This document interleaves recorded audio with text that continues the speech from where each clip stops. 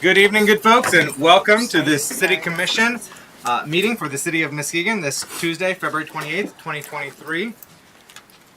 Before we get on with our business, I just want to make sure everyone is aware we do have two public comment periods. One at the beginning of the meeting, which is on any agenda items, and another public comment period at the end of the meeting, which is on just general comments, whatever you wish to share with us. Note during public comment, that is a time for us to receive your input and your feedback.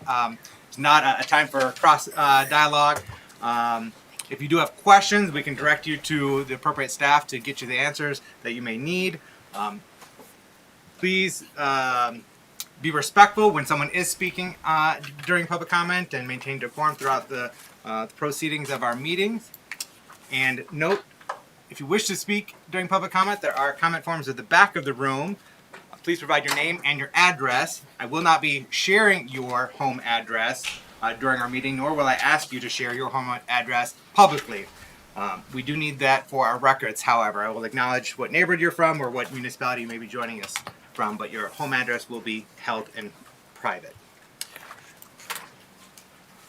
And before we get into our business, we're going to start with prayer and then Pledge of Allegiance.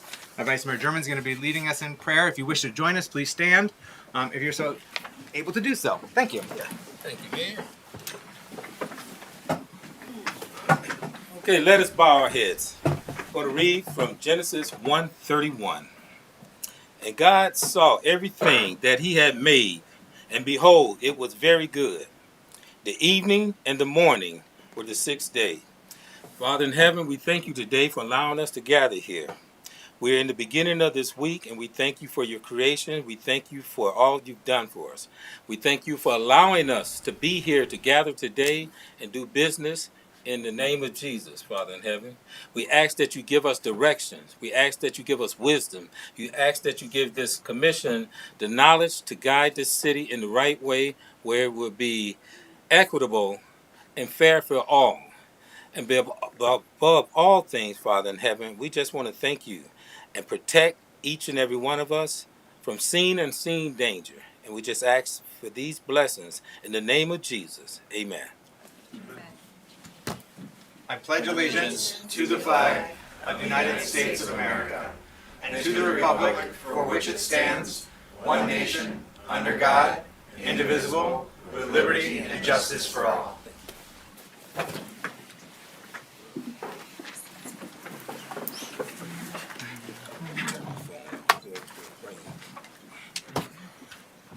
All right, may we have roll call, please? Commissioner Emery? Here. Commissioner St. Clair? Here. Mayor Johnson? Here. Commissioner Hood? Here. Commissioner Ramsey? Here. Vice Mayor German? Here. Commissioner Gorman? I'm here. Thank you. We're all here and assembled. We're ready to get down to business. Before we have public comment on agenda items or move on to our consent agenda and other items, we do have a few presentations. First up, we have introduction of new staff. Our DPW Director, Dan Vanderheide, will be introducing a key new member of our team. Good evening, Mayor, Commissioners. I'm really excited to introduce our long-awaited Parks and Recreation Director, Kyle Karczewski. I won't say too much. I'll let him say a few words himself, but we're very excited to have him on board. He's been with us just over a week now, and he's fitting in very well. So, Kyle, anything you want to say? All right. Thanks for having me. Very excited to be working here. So I've worked in recreation. This is my first job in high school. Worked in youth camps. Pretty much stayed in that for 20 years now. Worked in both parks and recreation, private recreation.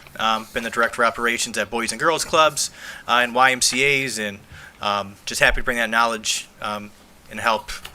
Very exciting to be able to revive an entire department. So just thrilled to be here. Excellent. Welcome aboard, Mr. Karczewski, and we are thrilled to have you. Thrilled to be reviving our Parks and Recreation Department and look forward to that process of engaging with and working with our residents and other stakeholders across our community in that endeavor. So thank you so much for joining us. Excited for the future. Right. Next up, we have Ken James from Muskegon Community College.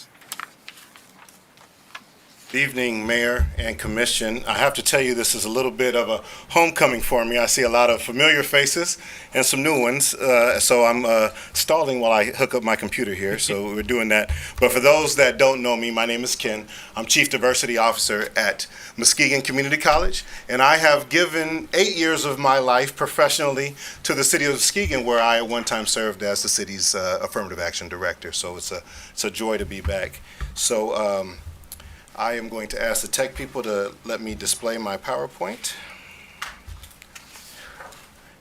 And I'm there. And so I am here today to give an update around diversity, equity, and inclusion for the city of Muskegon.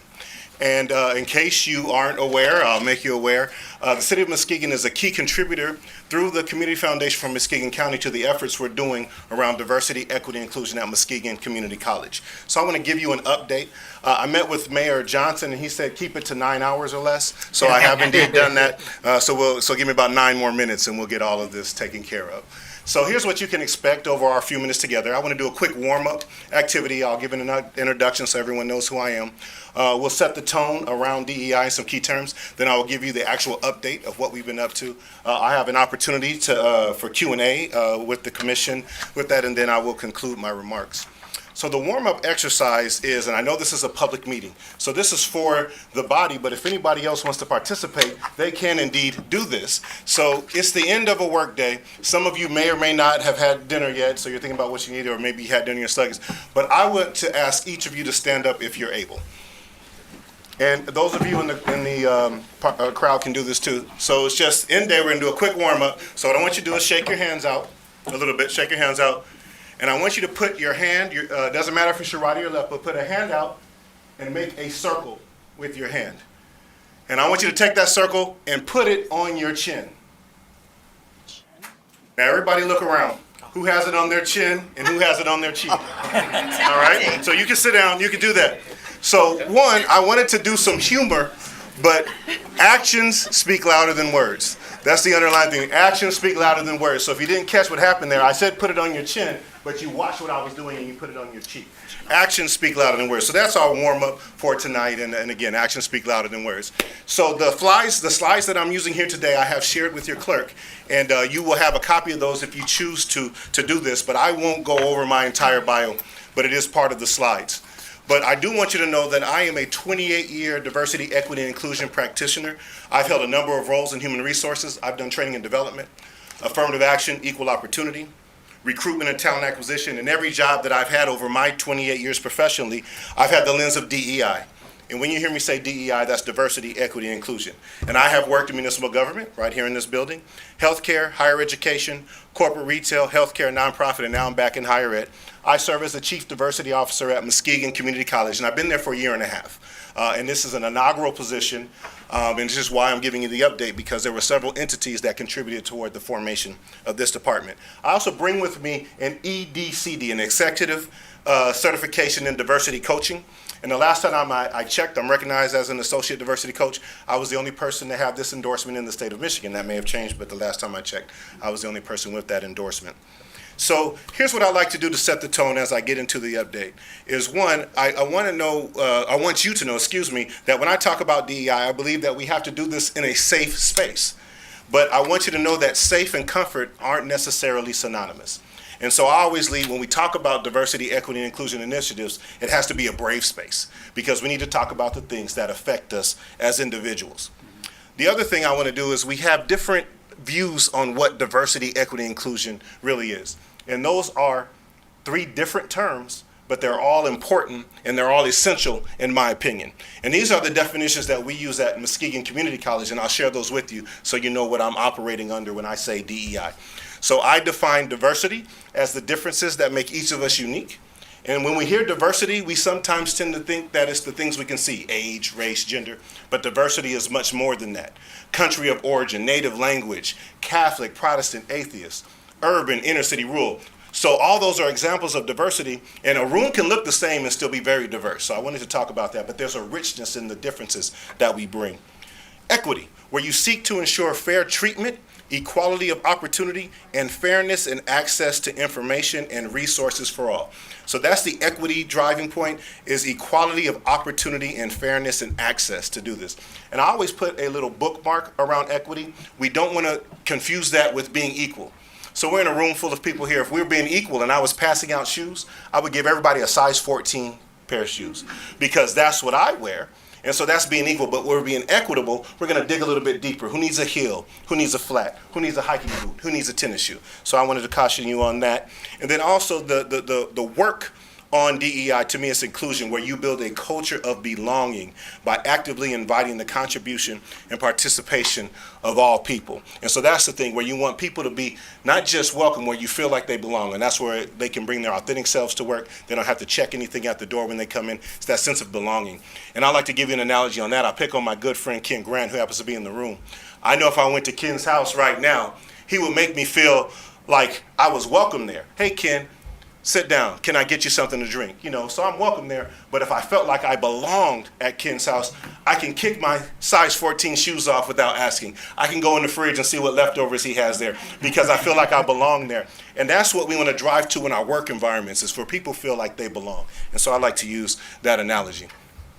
So in the year and a half that I've been with Muskegon Community College, I met with over 120 people. Some of you in this room I met with. And I did a listening tour, a needs assessment, if you will. And what I found out about Muskegon Community College is there was strong leadership there. The college had a great reputation. And because of people like the city of Muskegon and graciousness, there was funding for us to build a platform to do something larger for the future.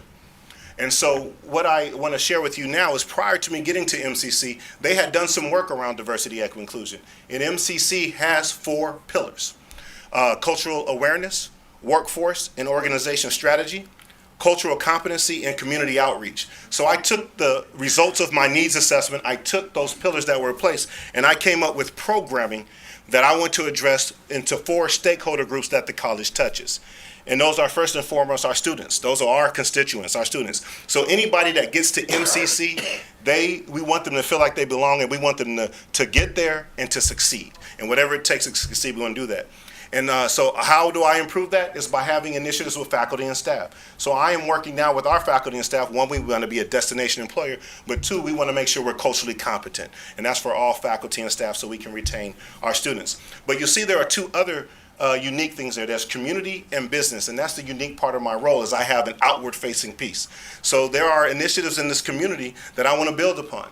Many of you are familiar with our Martin Luther King Unity Day breakfast. I want to build upon that and make that something that when people think of partnerships around DEI in this community, I want them to think of MCC. So you will probably see things like community-wide book studies, community-wide discussions, community-wide speaker series that everyone can participate in. But then the other piece there is the business piece. And when I say business, that is training for the business community, and that's governmental, educational, for-profit, nonprofit. So we can provide diversity, equity, inclusion training for the business community. And right now we have 3 programs that we offer. We do implicit bias training, we do the benefits of an inclusive workforce, and we have microaggressions training. So I just wanted to share that with you, and that's what we offer. So in the year and a half, what I built in my department is the services that I just described. We have the 3 training services that you can sign up for and take. And then also I'm going to share with you in just a moment on a future slide the training we've provided. So in the year and a half that I've been here, we have not been resting on our laurels. We have been moving forward in this community, getting this message out. And one thing I'll share with you about our trainings is that we make sure it's accessible, it's customizable, and it's scalable. So we've thought about that. So I have had team growth. I have hired a director of diversity, equity, and inclusion to report to me. I'm the chief diversity officer. We have established our branding and marketing.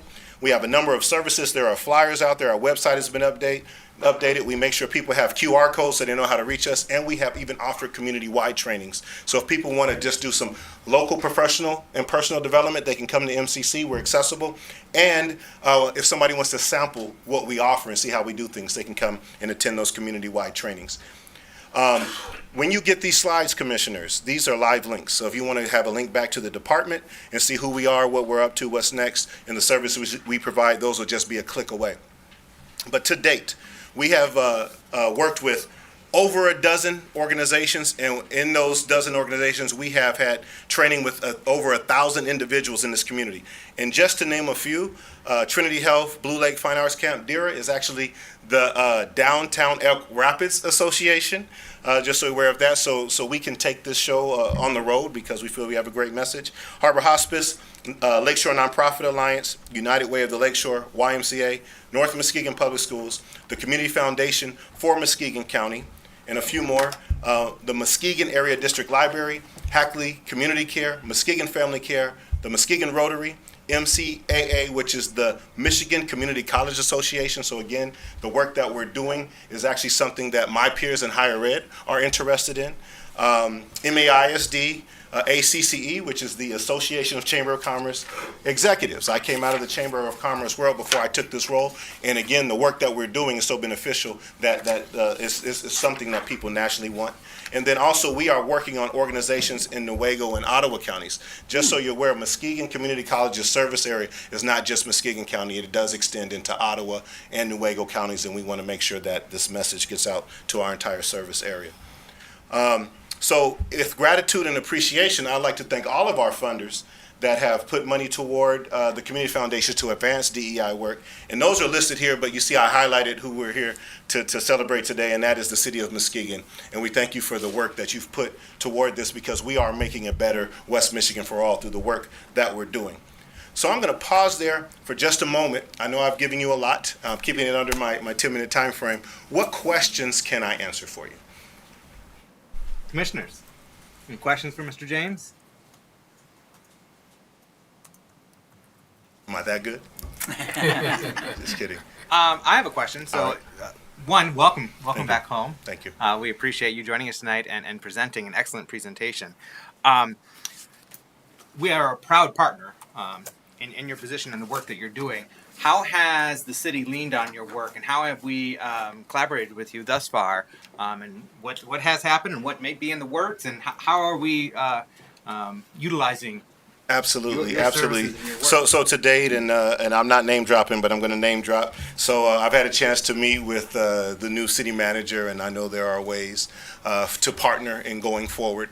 The interim city manager that's still on staff here, I consider a good friend, and I've met with her to talk about ways to advance. I work very close in hand with DeWanna Thompson, one of your staff members here, as we can advance work. So we always co-collaborate and cross-collaborate. So we want to make sure that, you know, the team here has access to it, and then whenever I need a thought partner, the city is there, and so we are lockstep as we go through this process. So we're only a text message away or an email message away. Yeah, thank you. Thank you. Any questions come to mind? All right. All right. Well, I will close with this. This is a quote that I like that explains diversity is a fact. Inclusion is a behavior, but belonging is the emotional outcome that people want in their organization. And if you're anything like me and you're a processor, what's going to happen is when our meeting is over here today, you're going to say, oh, what did Ken say? Or I should ask Ken this. I am as responsive as I can be to my email. This is my live contact information. That's my direct line to my office. That's my email address, and I welcome any questions that anyone may have.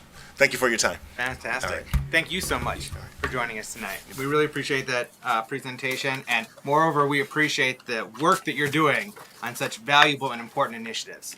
So, thank you. Appreciate it.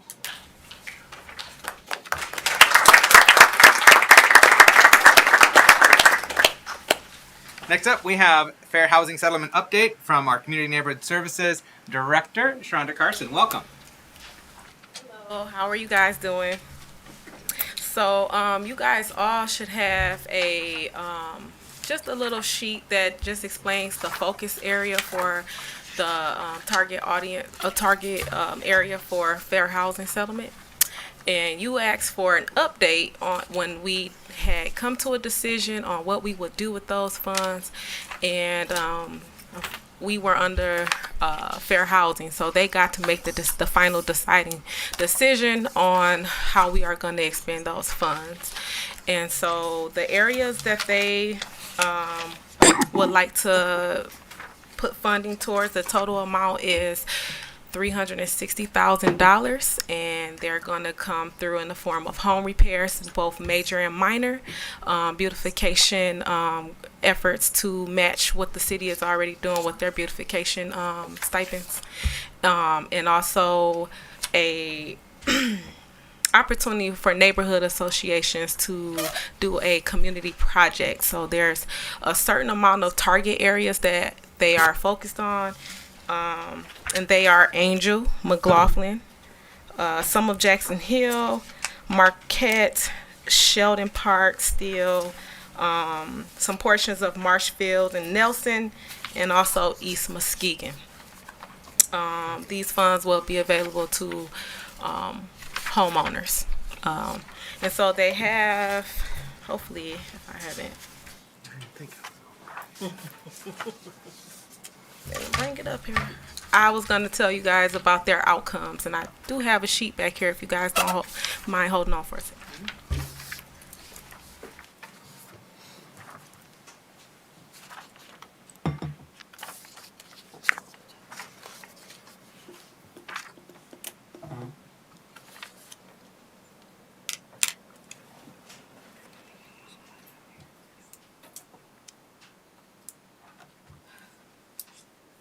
I can't seem to locate it, but there's a list of outcomes that they are wanting to achieve with these funding, and I can email that to you guys later if you'd like to see that. And you guys have any questions for me? Commissioners? Any questions? So that list of outcomes will encompass how we anticipate using these dollars, Right. and what we hope to achieve Yes. with that. Yes. Okay, and so you will be emailing that out to us. Yes. Okay. Sweet. Thank Thank you, much, you. Director Carson.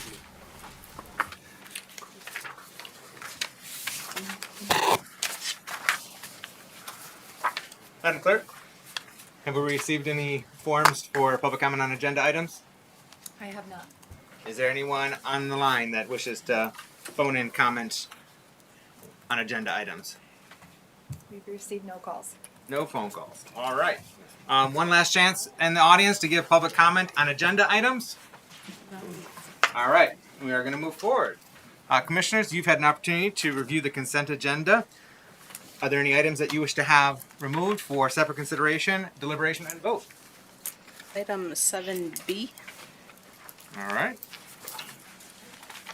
What was that? 7B. 7B, as in boy. Any other items, Commissioners? No. I would entertain a motion to approve the consent agenda as presented, minus item 7B. Motion to approve the consent agenda as presented minus item 7B, financing a fire pumper truck. Support. All right, we have a motion by Commissioner Ramsey, supported by Commissioner Hood, to approve the consent agenda as presented, minus item 7B. Roll call, please. Commissioner St. Clair, Yes. Mayor Johnson, Yes. Commissioner Hood, Yes. Commissioner Ramsey, Yes. Vice Mayor German, Yes. Commissioner Gorman, Yes. Commissioner Emery. Yes. Motion passes. Was that form that just proceeded, was that an agenda item or is that general public? General public, okay. Thank you. All right, Commissioner St. Clair, item, Mr. Mayor, before you start, yes. someone in the audience has their hand raised.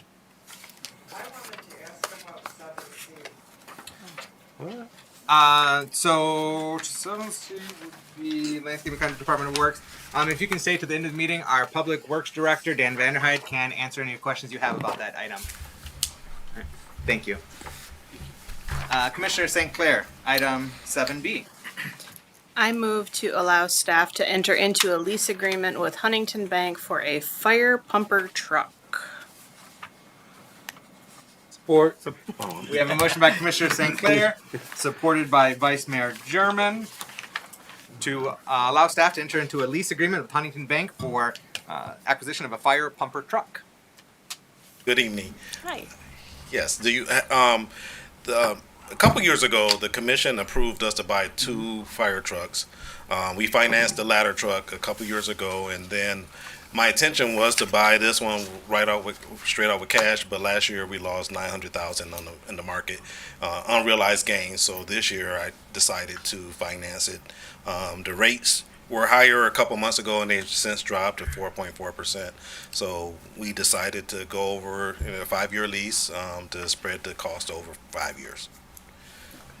Any questions? Commissioners, any questions? Commissioner Ramsey. Yeah, thank you, Director Grant. And will there be an option for us to pay off early if the market flips and we're suddenly just have Yes. a deluge of money? Yes, we can. We could pay this off anytime that we wish to. Wonderful. It just gives us flexibility right now, but if we have a strong year and we have extra cash, we could buy it. Great. No follow-up. And then when we equip and outfit this new fire engine, will we anticipate be drawing down cash reserved to pay for We're that? gonna use right now. We anticipate to use that from the public improvement fund to buy the outfit the pumper. Okay. And approximately how much do you anticipate that's going to be? 250,000, something like that. 266. 266. Okay. So we'll draw down cash for that, and we'll lease the truck itself. All right, Commissioner Hood, question? Yes, Or comment? thank you, Mayor. How long? What's the time frame before this the fire truck will be in service? I think it's ready. He just sent us some pictures today, so I think it's ready. As soon as we get this paperwork signed, we get and transfer the funds over there. They would drive the vehicle over here. So within 2 or 3 weeks, it should be here. Oh wow, great. And then this may be a question for Chief Kozel. But how long will it take to outfit and equip it, and before it gets operational ready for our fire department to use?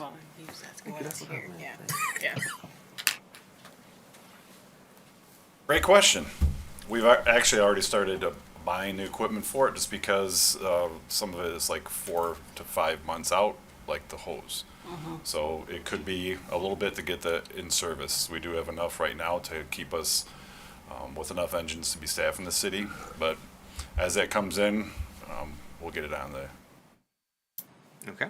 Thanks, Chief Kozel. Commissioner Ramsey. Yeah, just a quick follow-up. Chief Coastal, can you share with our viewers in the audience and at home, when we say outfit and equip, exactly what that means? It's going to be all the equipment that would go on the actual engine. When we order the engine, we order it just as an engine, as a shell. We don't have any hose with it, any of the SCBAs, which is our self-contained breathing apparatus, all the axes, all the extrication equipment, everything that would go on it, generators, every single piece of upfit, as we like to say, the end. So engine then is effectively like the base model, like the lowest trim level of a car that you can get, right? And then we just put all the stuff on it. Well, actually, that's our own. This was spec'd out to be what we wanted, and we built it to the way we wanted it. So Okay. it isn't really a base model So per it's se. custom. It's custom the way we wanted it, where we have the valves, how we have our pre-connects, how it's built, how we have the cab, how we have the front bumper attached. Everything is built to our specs. It's just that whatever goes on it, in it, you order after. And for us lay people, when you say engine, you mean the whole Right. truck, not Correct. just the engine of the truck. Yeah. And that's what, Bumper Bumper to bumper. yeah, Love that. correct. And that extra stuff is $250,000 is what you're saying? Not cheap. 266, yes. It's expensive. Oh, all right. But our community and our fire I department. mean, absolutely, without doubt. You think you'd get some kind of package deal. If you include the tinted windows, right? Okay. Well, actually, everything that we're doing right now, Battalion Chief Barnum did a wonderful job on getting our costs down. We were well over about 350, and he was able to get it down to 266, with also updating our SCBAs for the entire fleet, which was a needed thing to collaborate. SCBAs are self-contained breathing apparatus that we wear to go inside. Gotcha. We're able to update those because the whole county has a certain size, and Nice. we were different, so we're going to be synonymous with the whole county now also. Great job. Thank you both. Fantastic. Please extend our appreciation and thanks to Bat Chief Barnum for that work. Commissioner Emery. This might be a stupid question, but No do, stupid question. Do we have a pumper truck? Yes. Okay, how currently long have- do they last, typically? Great question. What you look at is you look at the total amount of miles, but you also look at the amount of engine hours that engine is running. So I would say NFPA recommends 10 years for rotating. A lot of ours are over 10 years. So this one is definitely needed. As I reported out a couple months ago, this particular engine 23, which is based out of our central fire station, actually is one of the top 10 responding engines in the United States for how many times it leaves the barn. So it's a much needed replacement, and it's going to be very welcomed. Wonderful. Great investment. So this will be is that E23? Yes. That's okay. Yes. So this will be replacing that. Excellent. And then going forward is finance. We're crafting a capital asset plan, and the expectation is that going forward we're going to be using a pay-as-you-go process, or that's still to be determined. That's the ideal approach, is to put the money aside and then pay cash when the vehicle's delivered. Okay. But in instances, depending on circumstances, financing might be required. And the other factor at play here, as Chief Kozel will remind us all, is the lead time on getting these apparatus is fairly long, 3 to sometimes plus 5 years. So depending on the vehicle you're looking for, we could order it and then start saving for it at that point, depending on what's going on. So Okay. yeah, That is Yeah, quite the it's- advanced lead time. Yes. For that. Wow. And then just one other thing. Go back to one of the first things you said with regard to the $900,000 losses in the markets. Just to clarify, I know you mentioned unrealized, but just to clarify for everyone at home, those are not locked-in losses. Those are losses on paper that just due to market volatility. Yes. And that's It's just at the time, it's a snapshot of what our investment was at that June 30th. So it's not a realized loss because we did not take the money out. If we did, we would have lost $900,000. But it could have bounced, and I know it has bounced back significantly already from last year. And could you also just very, very briefly explain to our community how those money is invested? It's not like invested in stocks. Oh yeah, and, the state of Michigan high only risk allows equities us. and The whatnot. state of Michigan only allows the government to go in certain financial options, and they limit us to what we could do by state law. So we are very conservative. We can't go into the stock market and things like that. We have to do very conservative, like bonds and things like municipal bonds and things like that. We are very conservative by nature, but sometimes even last year, everybody lost money last year. So it was a brutal year. All right, thank you. I just want to make sure everyone at home knows nobody at City Hall is playing Wolf of Wall no. with our assets. So okay, commissioners, do you have any other questions for Director Grant or Chief Kozel on this item? No. Thank you. All right, thank you both.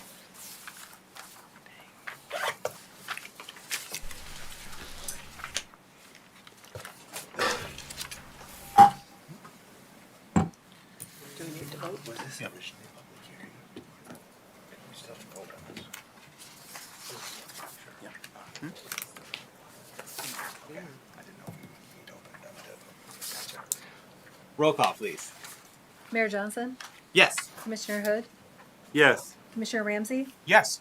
Vice Mayor German, Yes. Commissioner Gorman, Yes. Commissioner Emery, Yes. Commissioner St. Clair. Yes. Motion passes. Thank you.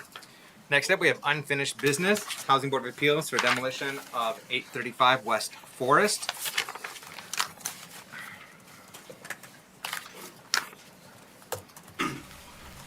Hello. Excuse me, sir. We have staff will report out first, but I first need a motion from the commission before we can proceed.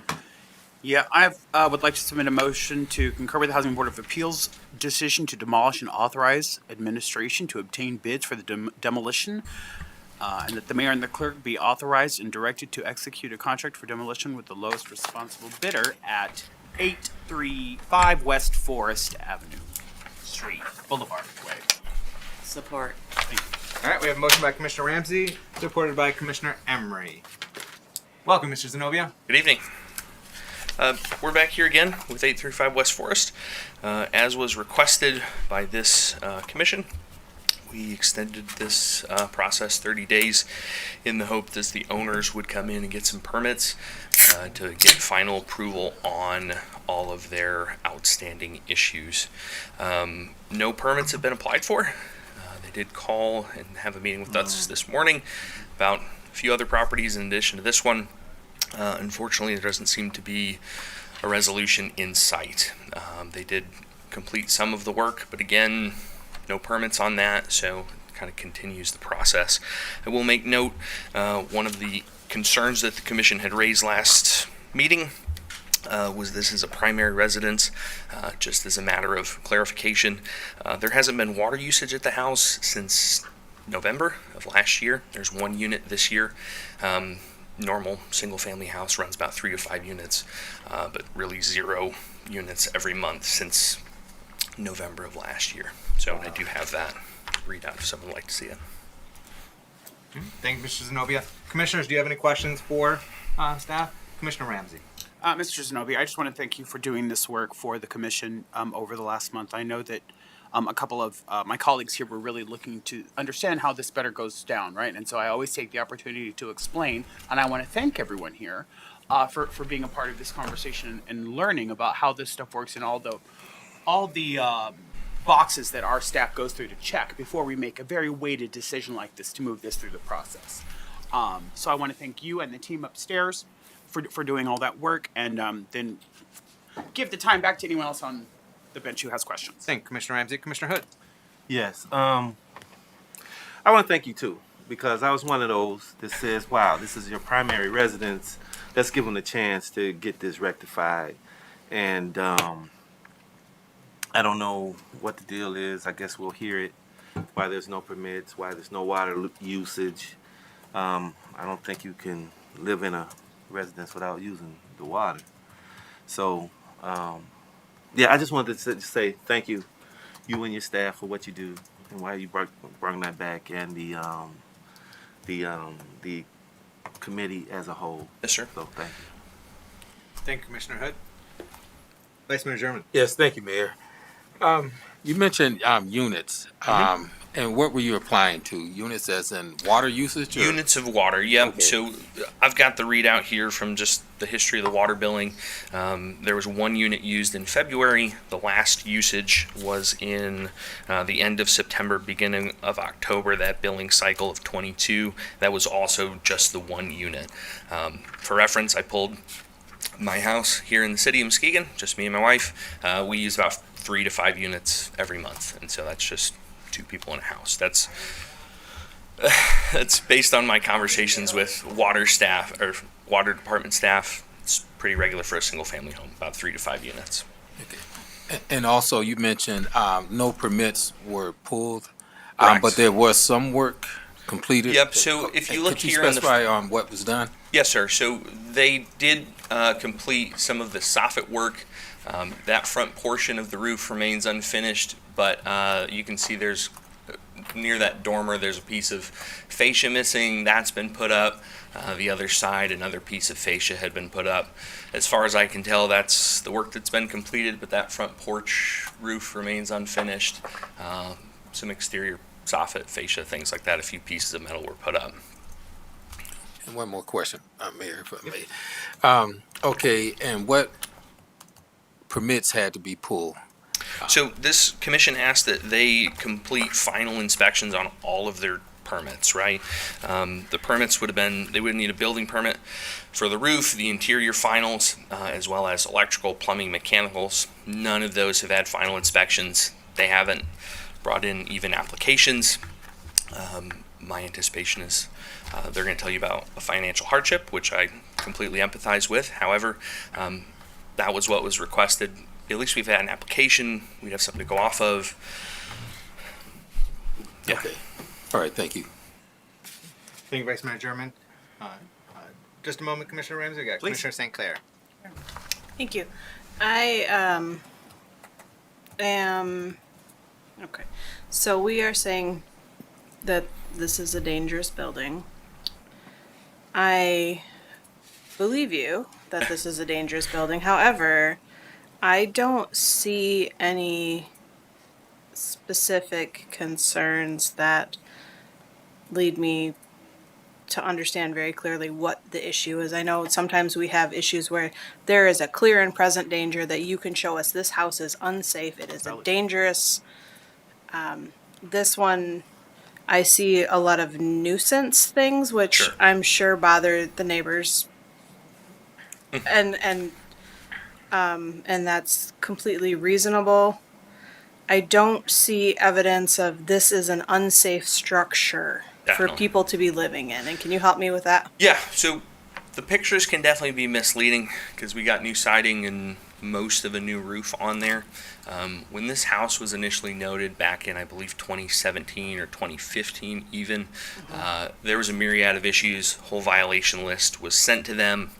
I believe in the packet there, which I don't have in front of me, a few of those issues are discussed. As a part of that, what we ask is they obtain permits to complete those repairs, all of that work be inspected and approved and finalized so that we can verify that those issues have been rectified. Part of the issue with this property has been we've had a lot of work going on without permits. We've had a lot of work being completed without inspection. And so I believe the last time we were in there, let me tell you exactly, was July of last year. And so my understanding is work's continued since then. One of the items in the dangerous building ordinance that's specifically called out is work that is uninspected and unpermitted. And so we can't verify that the issues at the outset have been addressed and fixed in a way that meets Michigan State Residential Code, Michigan State Building Code, anything of that sort. I feel staff's done their best, gone above and beyond to try and bring this property into compliance. And unfortunately, we can't seem to get across that final hurdle of getting us in to inspect it, approve it, have it completed. It's part of the reason that we were asked to give them 30 more days last meeting, and unfortunately that didn't happen. So we know that this was a dangerous building. Correct. We know that there's been a significant amount of work done. We don't know if it continues to be a dangerous building because there hasn't been inspection of the work that was done without permit. Correct. And we're beyond kind of the original scope of some of those permits, right? We're talking about inspections that were concluded in 2017. In order for us to verify that work, stuff's got to come down or we have to remove things, and all it takes is kind of one deficiency that we're unaware of to really cause a bad situation at this property. Okay, thank you. Great question. Thank you for that explanation, Mr. Zenobia. Commissioner Ramsey? Yeah, I want to thank Commissioner Sinclair for asking that, because I think that when we talk about, and you said it so well, clear and present danger, we don't see that in this photo, but there's a safety hazard, right? An issue that we can no longer control, and so that puts everybody in the neighborhood at risk. Blake, can you share with the bench and the people in the room and the people in TV land, again, what happens when this is approved and it moves out of the hands of the city of Muskegon? Certainly. That process is called superintending control.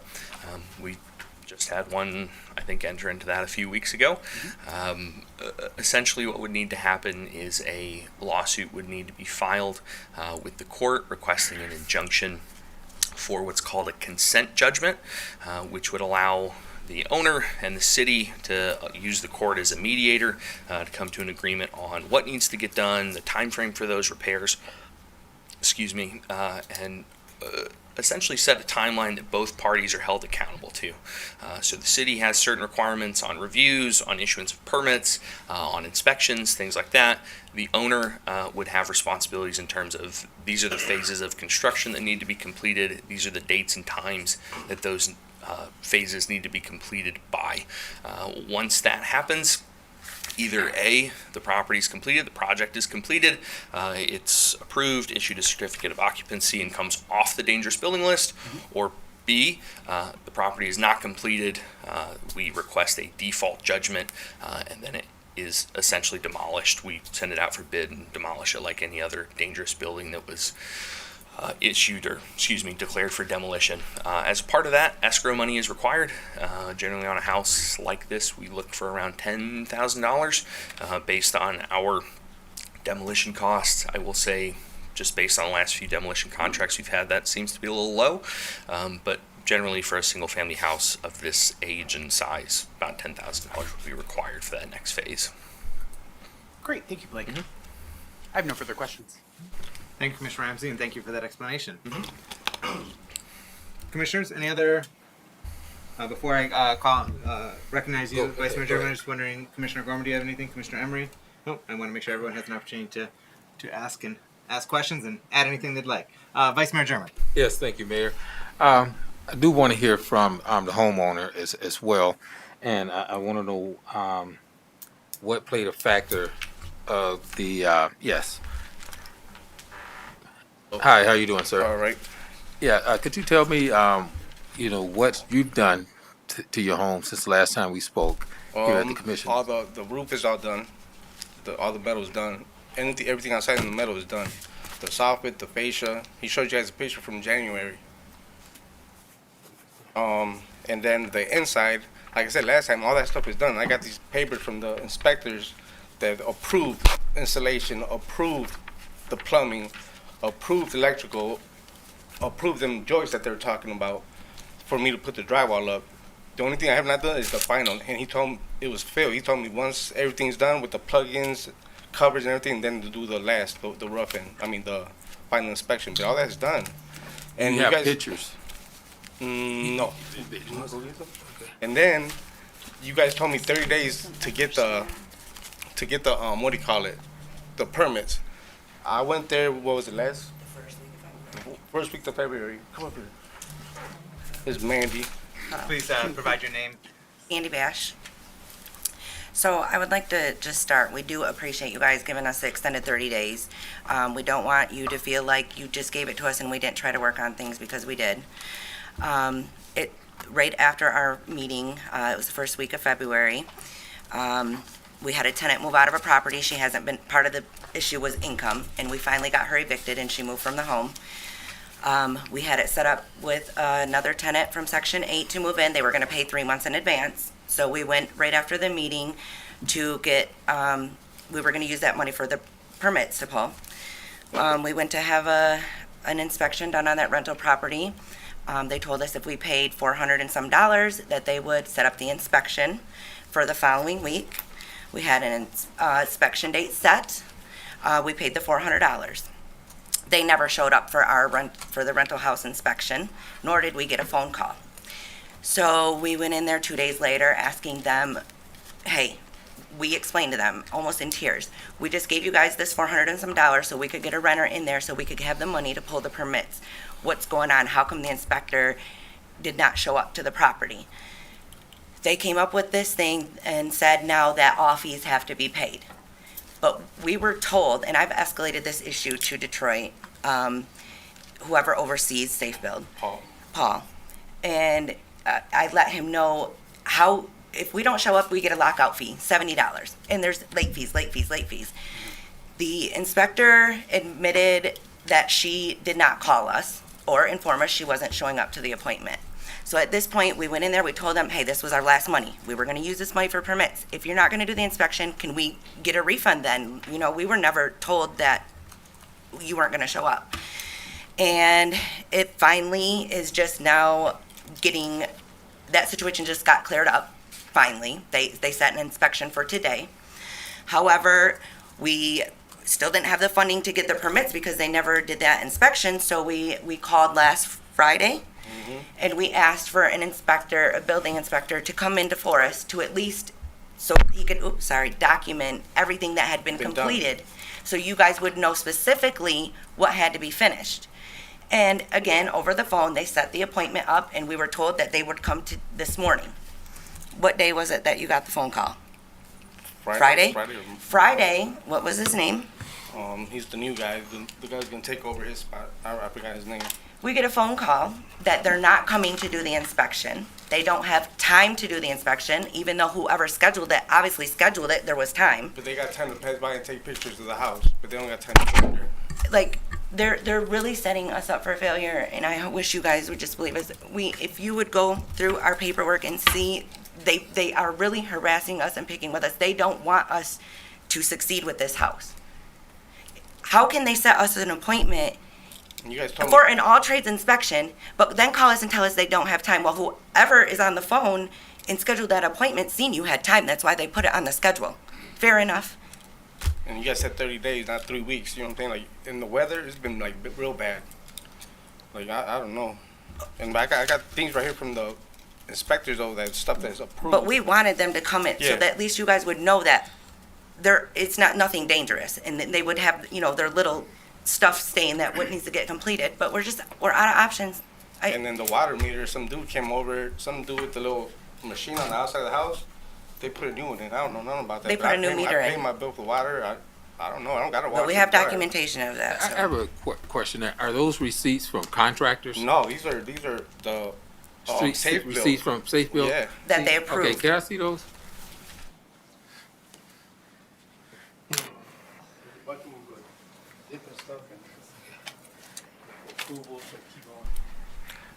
Those are for individual inspections, so we've never contended that individual inspections weren't completed and approved. Those portions were approved, but that's not for a final, right? We're still back at this point. That's some of those 2017, I would imagine, 2018, 2019. But they were approved, though. They're approved. That portion of the work was approved, correct? Yeah, so. Now, I have a question. Yes, sir. They said that they called for inspection, and would they say they canceled this inspection or no one was able to come out? Yeah, I so- mean, you have verification of that, or did that happen? I think there's two issues here. The rental inspection issue is for a different property. I don't feel like that's maybe relevant to this Okay, situation. So they called and requested an all trades inspection on Friday, last Friday. That would entail getting all of our trades inspectors in to do an inspection. As a part of that, we don't just show up and do inspections. That has to go under a permit, right? Additionally, our plumbing inspector, just his last day was last Thursday, so we've got a guy who's on call. His first day this week was today. Our office, my understanding is, did not schedule that. I know that they spoke to Barb in the city manager's office. I know they just spoke to Amy in Chief Kozel's office. I'm not exactly sure who they're talking about speaking to for an all trades inspection. I know they wouldn't have scheduled that because we didn't have the staff to complete it Monday. So the all trades inspection is what would need to be completed in order to satisfy the outstanding issues pertaining to the Housing Board of Appeals referral to us for demolition? No, an all trades inspection is essentially an advisory inspection that encompasses all the trades. That's why we call it an all trades inspection. So if you have a house that's experienced a fire, they always call for an all trades inspection. We go through, we evaluate it, we send a violation list. This has happened at this property. We've provided them with that violation list. I'm not sure what good a new violation list would do. They're aware of the permits. They're the one who pulled the permits. They know what work's outstanding. We were just asking that they get permit for the work that needs to be done so we can come in and approve it and get it moving forward. Okay. Can you help me understand this process? Because they mentioned trying to rent this home out. Different property. Yep. Right. So they're not trying to rent 835 out. No, they have one on Okay. Southern and one on Ray. I just wanted to Is get that right? clarification. Yes, there. different property. It would seem you'd want to get this all settled before you try to Yes. rent it out, and then Yes. we'd have to have a rental inspection and everything, and, be And registered. if so this was a we want rental, they clarity. wouldn't. Yeah, they wouldn't be allowed to do the work on a rental property as homeowners. So. Okay. We want clarity. Thank you. Yes. Commissioner Hood. Just real quick. Yep. So this is. Please keep your remarks to yourself in the audience. So, is this your home address? Yeah, I live there. You guys are living there. Yep. And you said someone came and changed the water meter. No, and when they were doing the siding, I don't know, we must have messed up the meter that's on the outside. Mm-hmm. And they still had went over there and put a new one in. I don't know, but I live there. And you said you The were water- paying water bills. Yeah. I don't gotta wash and dry. You know what I'm saying? Just showers and dishes. It's winter time. I use no water outside. Just some context with regard to that, because you can look up anybody's water bill. Mhm. So I can search yours, Yep. yours, look it up, and there is an outstanding balance owed that's been owed for several months on there, and it doesn't show any water usage. There was one unit used in February that was billed for February, and then for the past several months prior to that, there was no water usage. The last water usage prior to that was in October, or at least billed in October, billed in August, and so there was periodically water usage. Yeah, I live there in, by myself. 2022, earlier in 2022, but it tapered off at the end of the year, and there hasn't been any for a while. But there is an outstanding bill due on that Yeah, no, with the meter. Thank you. Commissioner Ramsey. Yeah, I just wanted to, so I want to agree with everything that's been said here today, and I want to use this as an example because we set precedent at our last meeting where this was covered to make it look like we get to interject and really kind of dictate how this process goes, and we don't. I think that what we're really literally showing here today by having this conversation, and thank you guys for showing up, and Blake and the team as well, is that we're at an impasse between the resident and our city staff and the HBA board, where we cannot come to a clear and defined process to move everything forward. And when we talk about moving this to the next level, I am not going to show up to 8:35 swinging a hammer to tear down this man's door. And like Commissioner St. Clair offered, you can't see the clear and present danger, but there are dangers and risks involved within this property. And so, because we can't seem to make this work with us, we need a moderator to come in and help work that out. That is us elevating this to the next level. It's not us saying that we don't appreciate and support our neighbor. It's about making sure that the process is moved into a place where it can come to a conclusion. And it's not going to happen here time and time again. This has been happening since 2015, Blake. That might be a lie. 2017, we'll say, just to hit it in the average. So I'm not advocating that we show up with bulldozers tomorrow at this home. I'm advocating that we put it on the desk of someone that can help us come to a conclusion that is best for all parties interested. Yep. Like I said, the day was set. You know, Yeah, it was absolutely. set for the on-trades inspection. It was I set. don't even want to get involved with those details, right? Because I wasn't there, so I don't know. But I do know that if we move this forward, just like we have in every other situation, there will be conclusion. There's help, opportunity, and at least a clear understanding of what is required. Thank you. Thank you. And thank you guys. And thank you guys, right? Like, thank everybody. Thank you, Commissioner Ramsey. What? Vice Mayor German? Yes. That appointment that was set up, it wasn't for Ray Street. It was for this house that they approved. They gave me a date, and then it wasn't even him. Somebody else called me, and they canceled it.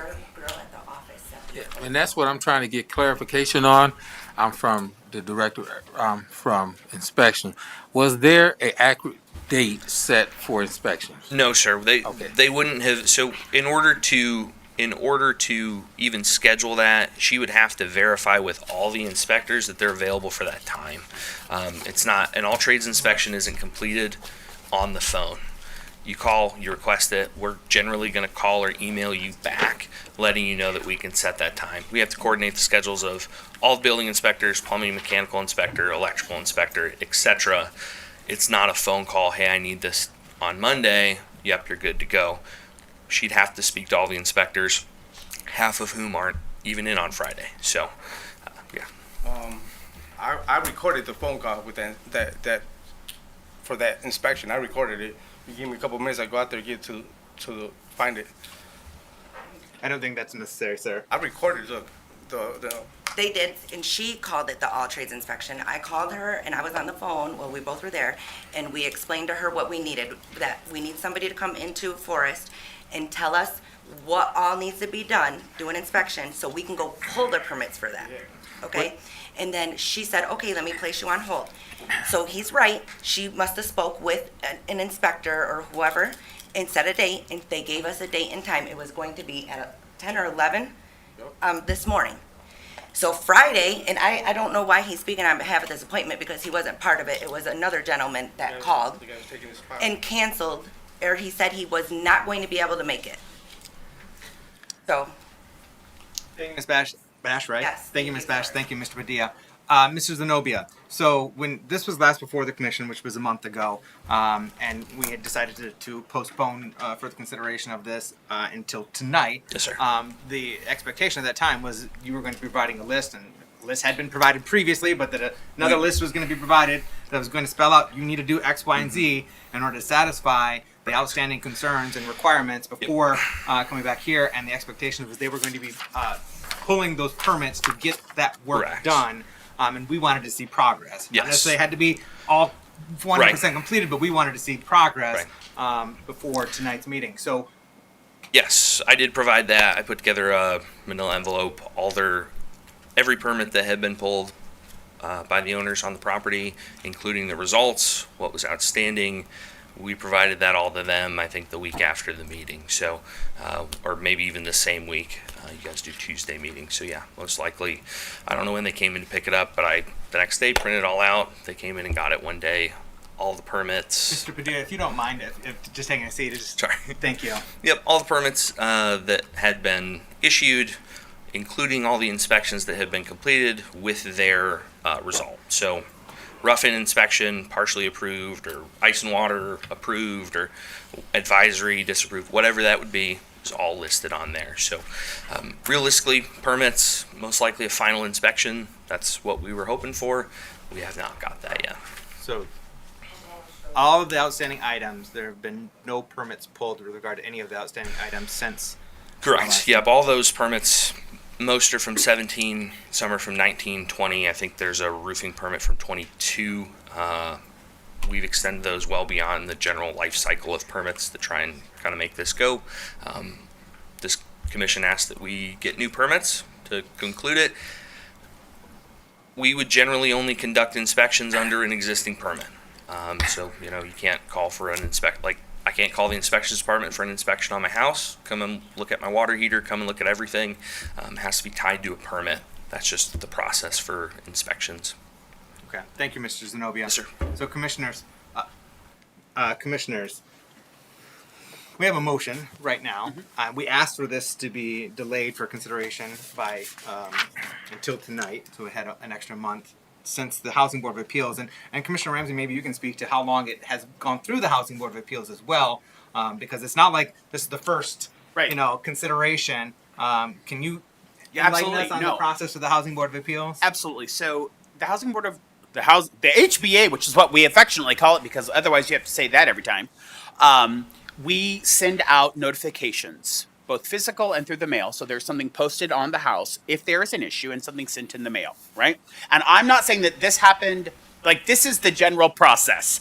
And then they're invited to a meeting where we, as the Housing Board of Appeals board, listen to what's going on. We talk to them about all of the things that are in their profile, and we help them reach a conclusion. We connect them to resources. We connect them to Blake and the new guy's staff name, Scott, so that we can help them move through the process of fixing whatever is the issue with the house, right? We're never there just to swing a hammer. And unfortunately, in this situation, as it's been dictated and recorded in our log, has been going on for years. And so we had just understand that sometimes we can no longer provide an effective communicative space. And so what we do, and I don't want to, when I say this out loud, it's going to sound wrong, but we escalate and elevate to bring attention, because it then becomes an emergency. If I say I'm going to show up and tear down your house, Kimberly, you're going to come and talk to me, right? If you think that bulldozers are driving down your street.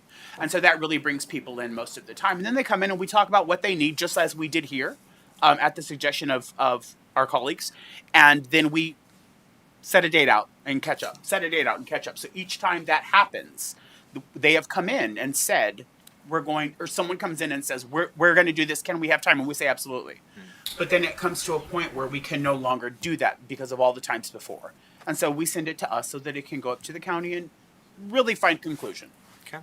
Thank you, Commissioner Ramsey. Do you happen to recall the last time it was before the Housing Board of Appeals and any of the dialogue or the conversation, or was this a unanimous decision of the Housing Board of Appeals? This is a unanimous decision of the Housing Board of Appeals. And I will say from experience in my time there, we have never sent anyone to commission for demolition that was not unanimous, because it is literally the last thing that we want to do. Not because we want to show up, not because we're worried about anything other than we know that it can be expensive.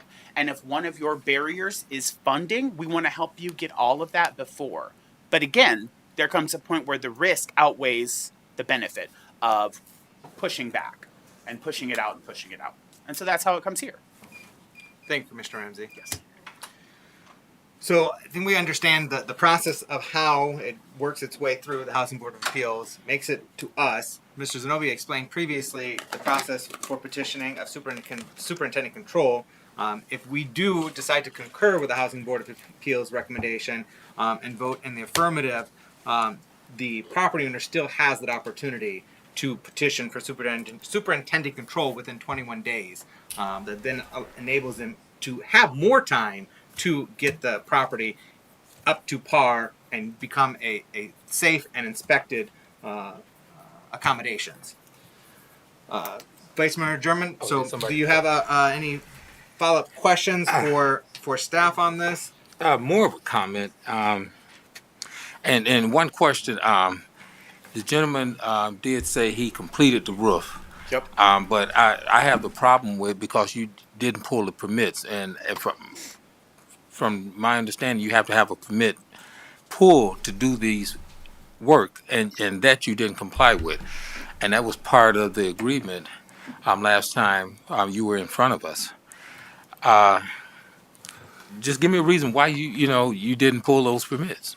I tried to pull them the other day. It was today, actually, in the morning, and then they told me not to because they might go to demolition. I tried it today. I was talking to him earlier. He wasn't saying none of this stuff to me today. I was over there talking to him.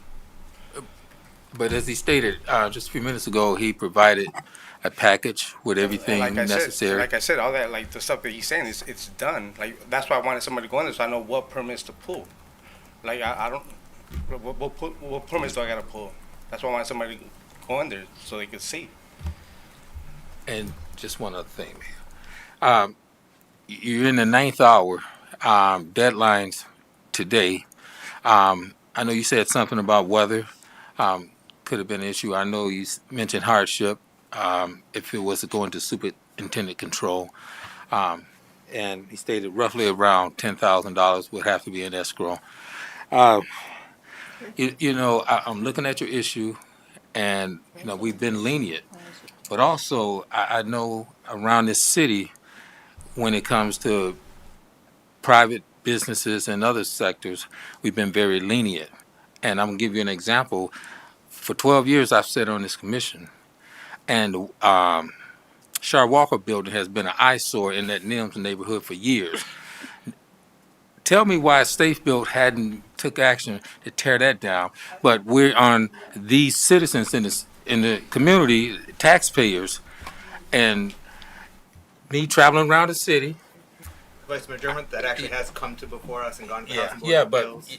but it hasn't happened, and that's and I'll finish up here, and going around this nation looking at how inspection departments go in and flag or white glove these regular citizens as taxpayers and have hardships. You go in, you take that property, you tear it down, you build. That's just another form of gentrification.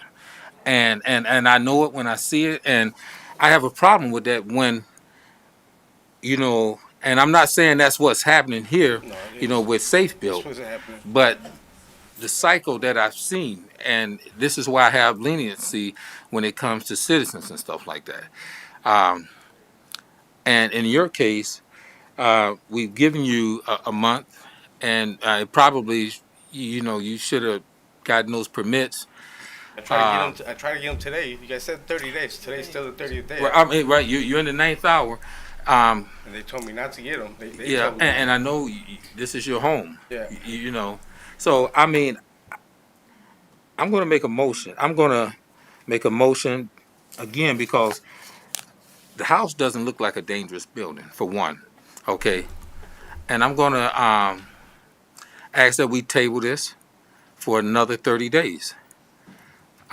This is going to be up to the commission because we are in a time of need, hardship, and I've sat on the Housing Board of Appeals. I know how they work. I've been part of that when I first got on this commission, and sometimes we had the final buck stops here with us. We make that decision, okay?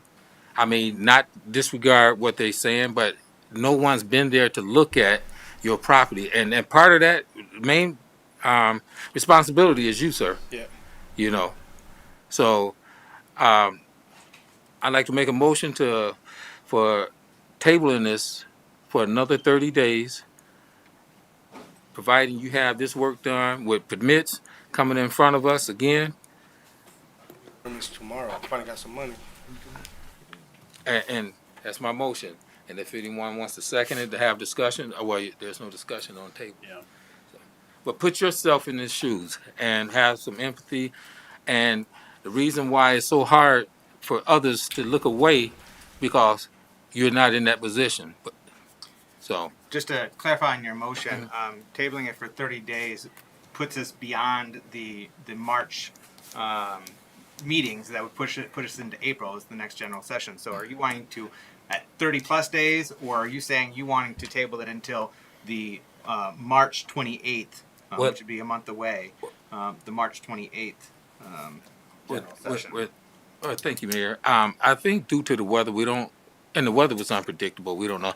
I'm going to say beyond March 28th and into April. I think that should be a sufficient amount of time, and let it be the final time. You are asking to postpone consideration of this motion until the April 11th general session. That is correct. Is there any support for that motion? Support. All right. Unfortunately, there is no discussion on tabling of this item. I just had a question. You had a clarifying question? Yeah. Certain. You said clarify question to who? Ask your question. Okay. I'm going to ask you a question. Mr. Padilla? Mr. Padilla. Yes. Okay. 1741 Division. What address? Whose address is that? Renters. Oh, 1741, that's my mom's. I think it said 1749. That's your mom? Yeah. So you got your mail coming to you? No, to my house. Okay. Got my ID right here. So I'm just looking at this notice, and it says Jesus Padilla. Padilla? Oh, yeah, yep. Sorry. 1741 Division Street, Muskegon, Michigan, 49441. So I just wanted to know, is that your home address? No, or it's my mom's house. Okay. Thank you. That's all. Thank you, Mr. Hood. Unfortunately, we do not, and we kind of deviated there with that question. That's okay. But we cannot have any deliberation or discussion on a motion to table. It's just going to roll call. If it gets defeated, then we can continue any discussion and questioning with regard to the underlying motion. If it gets approved, then this will come back to us on April 11th. Roll call, please. Commissioner Ramsey? No. Vice Mayor German? Yes. Commissioner Gorman? No. Commissioner Emery? No. Commissioner St. Clair? Yes. Mayor Johnson?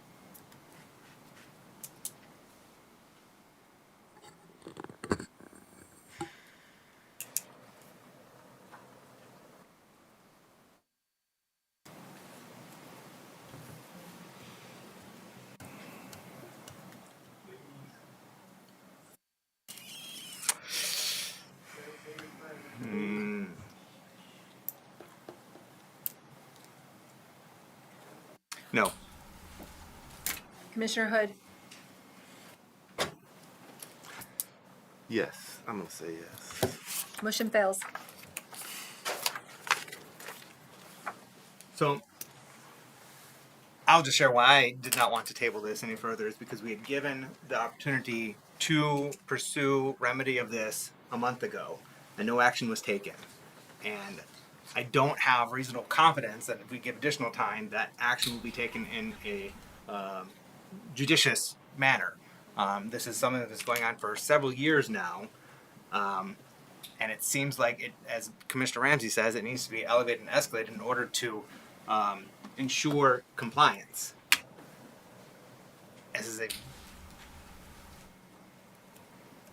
And so I'm comfortable with moving us to the next step that is available to the property owner to preserve and get the necessary repairs. Commissioner Ramsey. Yes. Unfortunately, Mr. Mayor, I agree with you. I think. Unfortunately, I agree with that you're correct. That this can, and when I said that to the Padillas and Mrs. Bash and to our team here, is that this isn't going to be solved in our rooms anymore. There's too much history that this has to have a third eye on it. And so I want to thank everyone and the Vice Mayor for sharing all of the points that everyone made. No one is showing up to swing a hammer. Nobody wants to tear down anyone's house. But the risk that the people that live in this home and their neighbors is unknown because of the lack of final inspection around things like electricity. Like, that's real. And so we need to get in a space where we can come to a compromise, or at least a plan that we know we're going to work out to, in respect to everybody that's involved, right? And so, but I just don't want I don't want it to be painted that we are monsters with dump trucks in our backyards coming to get someone. That's not what it is. This has been a 5-year process that hasn't moved forward at all. Yep. And so I want to thank everyone for their conversation, and I would like to call the question. There's a motion to call the question. I know. I was just like, you didn't get what I'm trying to do. Oh, I didn't see you, Eric. Then I rescind my motion to call the question. Thank you. Commissioner Hood. Yeah, I just want to say, if this is your home and this is where you stay, then I made the right voice when I said yes. If it's not your home, then I think we made the right decision. But if it's your home and that you live in, what is being presented, the possibility, the if factor, it may be dangerous. We don't know because we can't see behind some of the things that you put up there already. Why would you put anything there and you're living there that's going to cause you harm and danger? Then I really don't agree with the decision. But I mean, that's the way it is, and I go along with it because that's our form of justice. Excuse me, Mr. Padilla. Of governing. So that's girl. No comments from the audience, please. That's all. Thank you, Commissioner Hood. And I think Commissioner Ramsey made a good observation or point with regard to the electrical component, because that's no, it's not. That's not an element. Okay. So is electrical satisfied? It's not satisfied. There's no final inspection. Okay. Because I mean that is important, where it's an unseen danger. Was it on your list? That would be encompassed in the list of things that you had shared after our meeting a month ago. Correct. All the permits are kind of at the rough in stage. They've been approved on rough. No final inspections. There's quite a bit of work that goes on between a rough in inspection.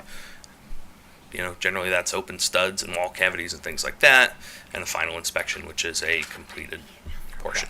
Yeah. Thank you. The reason why I think that it's an important distinction, particularly with regard to electrical, is because where it is an unseen danger that is not only a danger to the occupants of that house, but to the danger of the neighbors next door as well. If you have faulty electrical and you have propensity for fire, you are endangering your neighbors, and that is something that we do need to be mindful of. And it has been a considerable amount of time moving this forward. And there's open question whether this is a primary residence. We have some indications that it is, some indications that it isn't. Mr.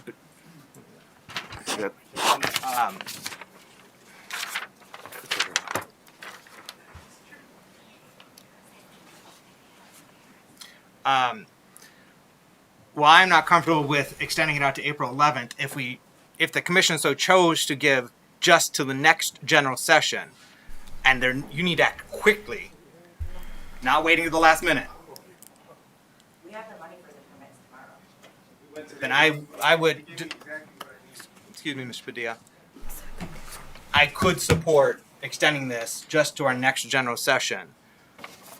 That would be the last straw for me, and moving this to then the superintendent control process that the property owner can avail themselves of.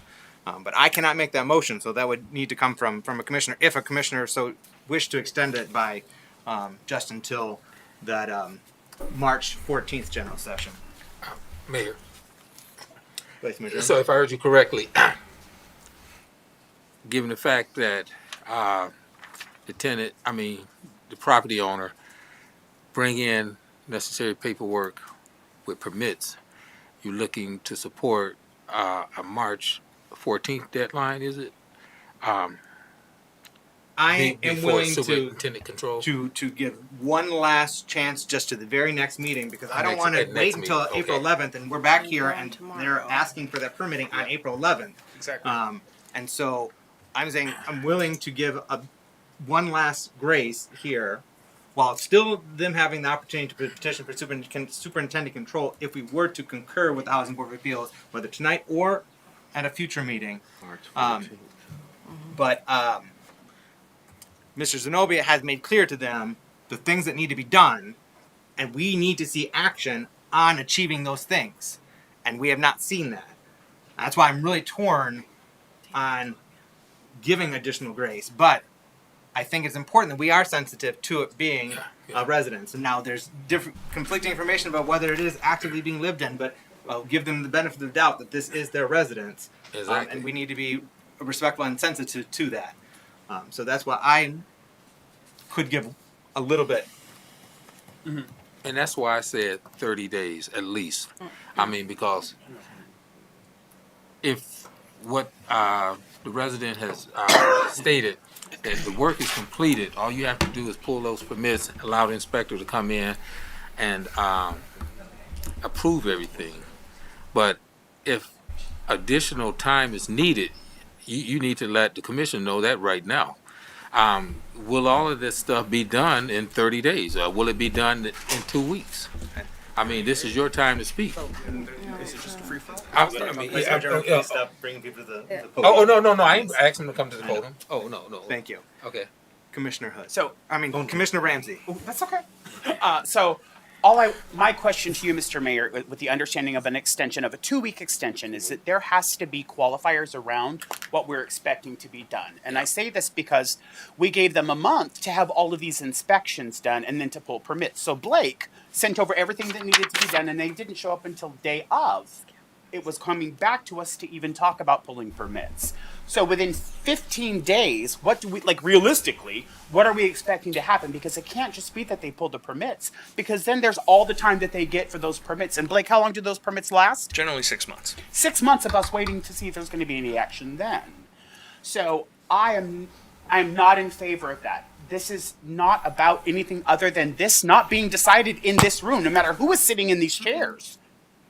There is no resolution. So, and I also have a question about the question of primary residence.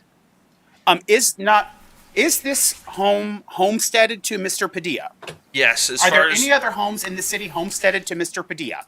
As far as I can tell, Mr. Padilla's on this property as well as Division, and there's homestead on both properties.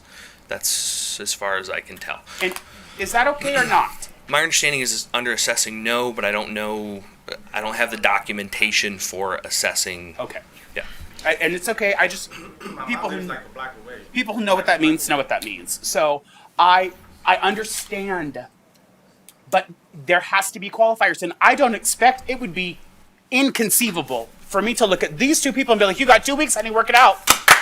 That's not going to happen, right? It's just not possible. So how do we find a place where it is? That is not this table. That is not this room. So if I can, and I don't want to, but I will, call the question. Because our conversation is now just repetitive and laborious for everyone here, and especially these two individuals right here. I think before you do that, or we will go to vote, but I do want to, I see Commissioner St. Clair has wanting to jump in here, so I want to acknowledge her and give her an opportunity to do so. I am uncomfortable with the fact that we were presented with no new information. I understand that a list was compiled and given to the tenants of the homeowners of all of the things that need to be done. I would have liked that to have come to the commission so that we can actually see what the issues are. We're spitballing things. There's electrical. That's not on our list. What is on our list is things like drywall and drainage and trash in the yard. And I don't have enough information to feel comfortable in tearing down one more house in this community. I just don't have what I need in front of me to say that, yep, I see it's a clear and present danger. So with that, I would move to table this until March 14th with the understanding that this is the last time you need to go tomorrow and pull permits. Support. We have a motion by Commissioner St. Clair, supported by Commissioner Hood, to postpone consideration of this matter until our March 14th general session. Roll call, please. Vice Mayor German, Yes. Commissioner Gorman, No. Commissioner Emery, No. Commissioner St. Clair, Yes. Mayor Johnson, Yes. Commissioner Hood, Yes. Commissioner Ramsey. No. Motion passes. That goes back to Mr. Padilla. Yeah. This is yours, sir. Thank you, Madam Clerk. Tomorrow. Go tomorrow.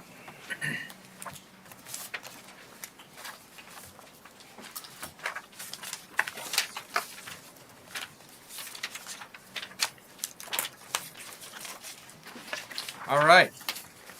Next up, we have new business. Another Housing Board of Appeals matter. This was with regard to demolition. Recommendation to demolish from the Housing Board of Appeals with regard to 771 McLaughlin Avenue and 1984 Reynolds Street. Is there anyone here representing 771 McLaughlin Avenue? Is there anyone here representing 1984 Reynolds Street? All right. Commissioners? Well, we'll hear staff report before proceeding with the motion on either of these items. But we can handle them collectively if that's the pleasure of the commission, given that we don't have representation for either property owner here. If you don't mind, I'd like to introduce the new Dangerous Buildings Inspector, Scott Kianis. He'll be handling dangerous buildings moving forward. He's going to do a great job. Thank you. Welcome. Thank you, Mr. Zenobia. And welcome, is it Mr. Kianis? Kianis, yes. Welcome, Mr. Kianis. With permission of the commission, I'd like to introduce myself. Yes. So, my name is Scott Kianis, and I will be taking over the Dangerous Buildings Inspection position of Muskegon's Safe Built Building Department. I have been working into this role since December, and I have been in pre-construction and residential construction, and residential and commercial buildings in the area for upwards of 10 years.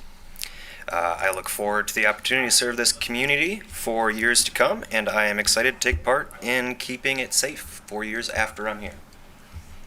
Thank you. Thank you, Mr. Kianis. Would you care to report out on 771 Yes. McLaughlin Avenue? Yep, so 771 McLaughlin Avenue, the property received a dangerous buildings enforcement August of 2019.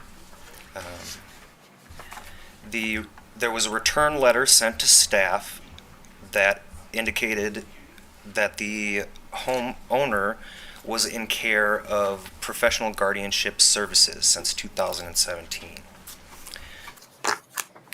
DW Services provided staff with phone numbers of family members. I myself actually reached out to all of these family members, and none of the family members wanted anything to do with the property. The owner has been deceased since 2018, and the HBA declared the home on January 6th of 2023. And that's all that I have.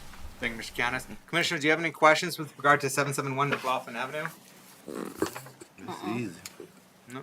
Commissioner Ramsey. If there's no discussion about it, we're just going to move into the vote. I do have a comment before we do. But I have a question too. Okay. Yeah, go ahead, Kuro. Nope. Yeah. Hit it. Vice Mayor German. Yeah, is the owner of the property here in the No. chambers? Dead. He died. They're dead. Oh, he died. Oh, I missed that. Deceased in Hey, better not be here then. deceased in 2018, Vice Mayor.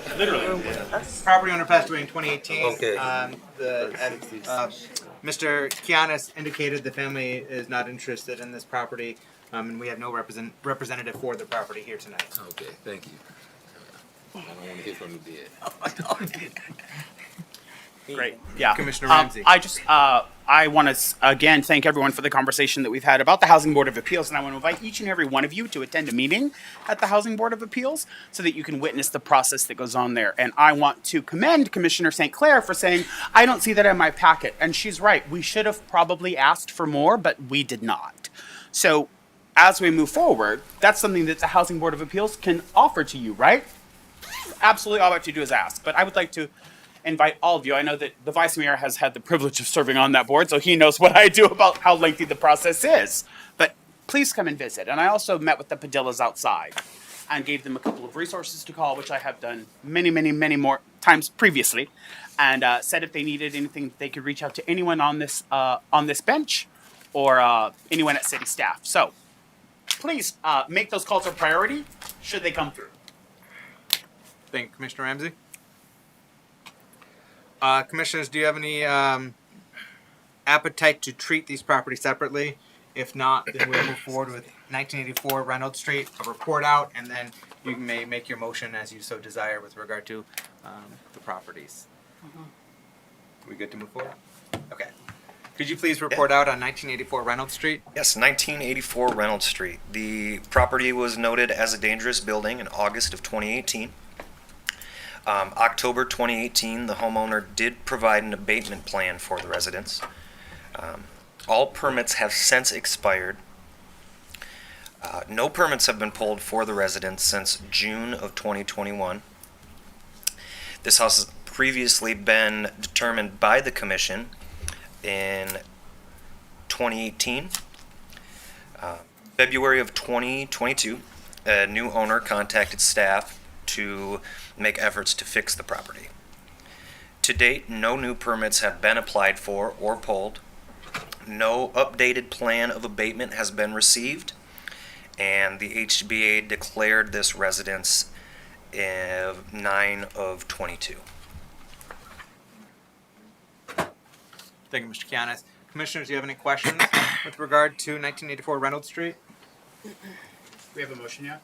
Oh, I motion to concur with the Housing Board of Appeals' decision to demolish and authorize administration to obtain bids for the demolition, and for that the mayor and the city clerk be authorized and directed to execute a contract for demolition with the lowest responsible bidder.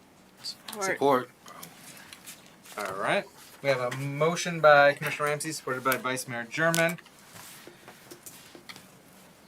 to concur with the Housing Board of Appeals' decision to demolish 771 McLaughlin Avenue and 1984 Reynolds Street and authorize administration to obtain bids for the demolition thereof, and the mayor and clerk to be authorized and directed to execute a contract for demolition with the lowest responsible bidder. Unless there's any further discussion, seeing none, roll call, please. Commissioner Gorman?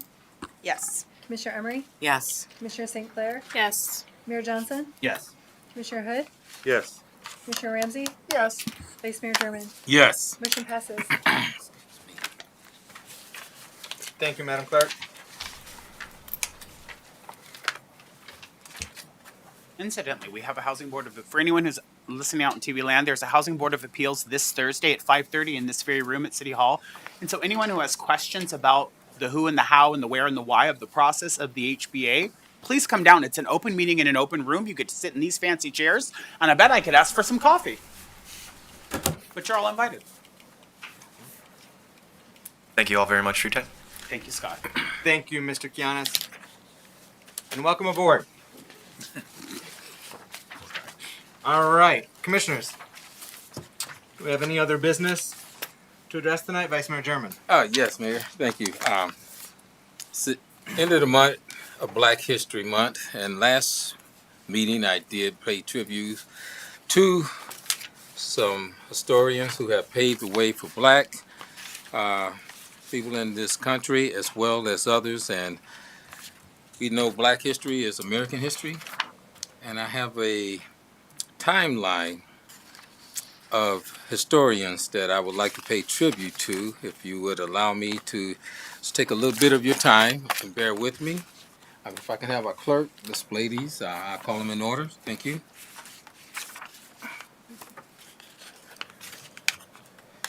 I'm going to start out with U.S. Congressman Joseph Hayne Rainey.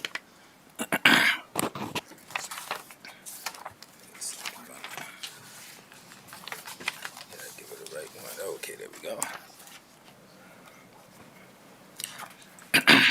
Excuse me. Okay.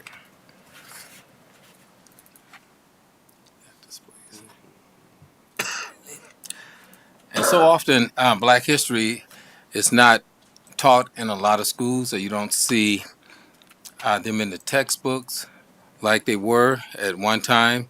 There's been opposition. There's been legislation to stop teaching Black history. And last meeting, I gave a history on how we got started with Carter G. Woodson, who started it as Negro History Week, and then it was extended by the late Gerald R. Ford, our U.S. President, and it became a monthly celebration. This here is U.S. House Representative Joseph Haynes Rainey. He was born enslaved in June 21, 1832, in Georgetown, South Carolina, and became the first African American to serve in the U.S. House of Representatives. The first African American to preside over the House and the longest serving Black lawmaker in Congress during that Reconstruction period. And at this time, he was coming out of the time period of the Emancipation, going into the Reconstruction era.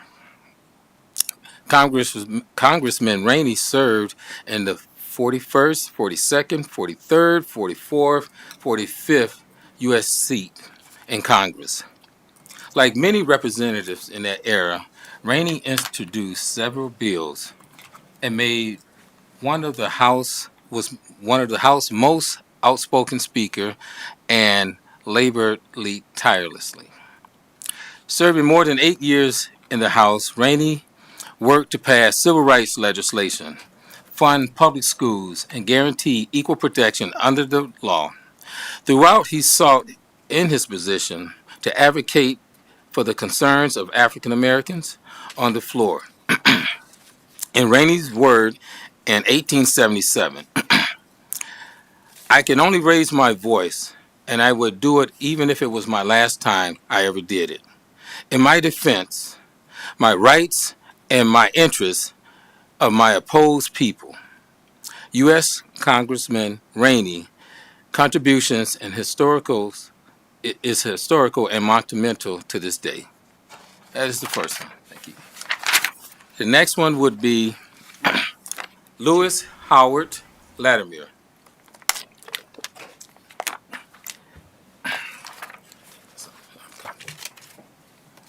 Born September 4th, 1848, Lewis Howard Latimer was an African-American inventor and patent draftsman in the late 1900s and the early 20s. Among his many inventions and improving the process of manufacturing the carbon filaments for the light bulbs, which is that little metal piece that you see in your lights. And when it blows, it's gone. Also, he invented the evaporator air conditioner and upgraded the toilet system for trains. More often, Latimer played a critical role in the development of the telephone and made important contributions to the commercialization of the light bulbs. He joined the Edison Electric Light Company in 1884 and wrote the first book on electric lighting. He is definitely a light shining in history to this day.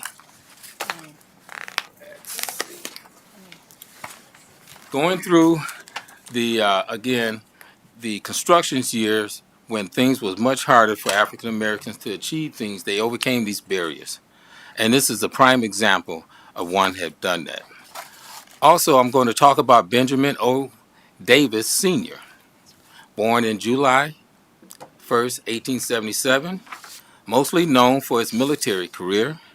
Benjamin O. Davis Sr. became the first Black general in the United States Army. He led the Tuskegee Airmen during the World War II and played an essential role in integrating the U.S. Air Force. Yes, he was the second general in the U.S. Air Force. Not only did Davis Sr. break barriers, but he was very instrumental in the desegregation of the U.S. military. I pay tribute to Benjamin O. Davis and thank you for your service. Next is Dr. June Jackson Christmas. We have a Black leader, female, who paid tribute, and she is still alive with us today. So it wasn't just Black men playing and leading the march in the civil rights movement. It was also black women's and also other cultures as well to make this movement possible. Okay, so let that be clear. Okay, one of our first African Americans, Dr. June Jackson Christmas was the first African American to graduate from Vassar College. She was a champion in the cause of interned Japanese American during World War II. As a trailblazing psychiatrist, she specialized in community mental health, especially in the areas of low-income African Americans, and serving in the Mental Health Commission for New York City under 3 mayors with her husband, Walter Christmas. She waged a personal fight against housing discrimination and changed New York City's laws. During the Civil Rights Movement, her and her husband opened up their New York home to provide counseling and fundraising support for civil rights workers in the South. Tribute to Dr. June Jackson Christmas. Almost there. Last one.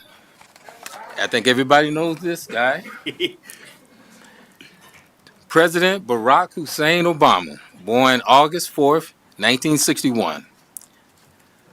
Barack Obama was the 44th President of the United States and the first African American Commander-in-Chief. He served 2 terms in 2008 and 2012. The son of parents from Kenya and Kansas. Obama was born and raised in Hawaii. He graduated from Columbia University and Harvard Law School. He was the president of the Harvard Law Review. He served as the Illinois State Senate and also elected to the U.S. Senators for the United States in 2004. He and his wife, Michelle Obama, has 2 daughters, Malia and Sasha. And I just wanted to give these tributes to these remarkable and outstanding leaders whose shoulders that many of us stand on, and too often not taught in the classrooms. I think there should be a more push to continue to have Black history taught again as it is American history. So thank you for listening and thank you for your time. Thank you.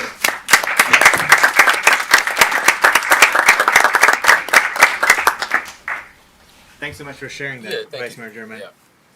Certainly important to recognize and celebrate such notable and distinguished Black Americans who are been such important contributions to our American history. Exactly. Thank you. Yeah. Commissioners, is there any other business that you wish to address? Yes, our Communications and Engagement Manager, Deborah Santiago Sweet. Thank you, Mayor. Just something real quick. I want to bring attention to the fact that we have 3 open houses coming up in the next couple of months for some road and utility projects around the city.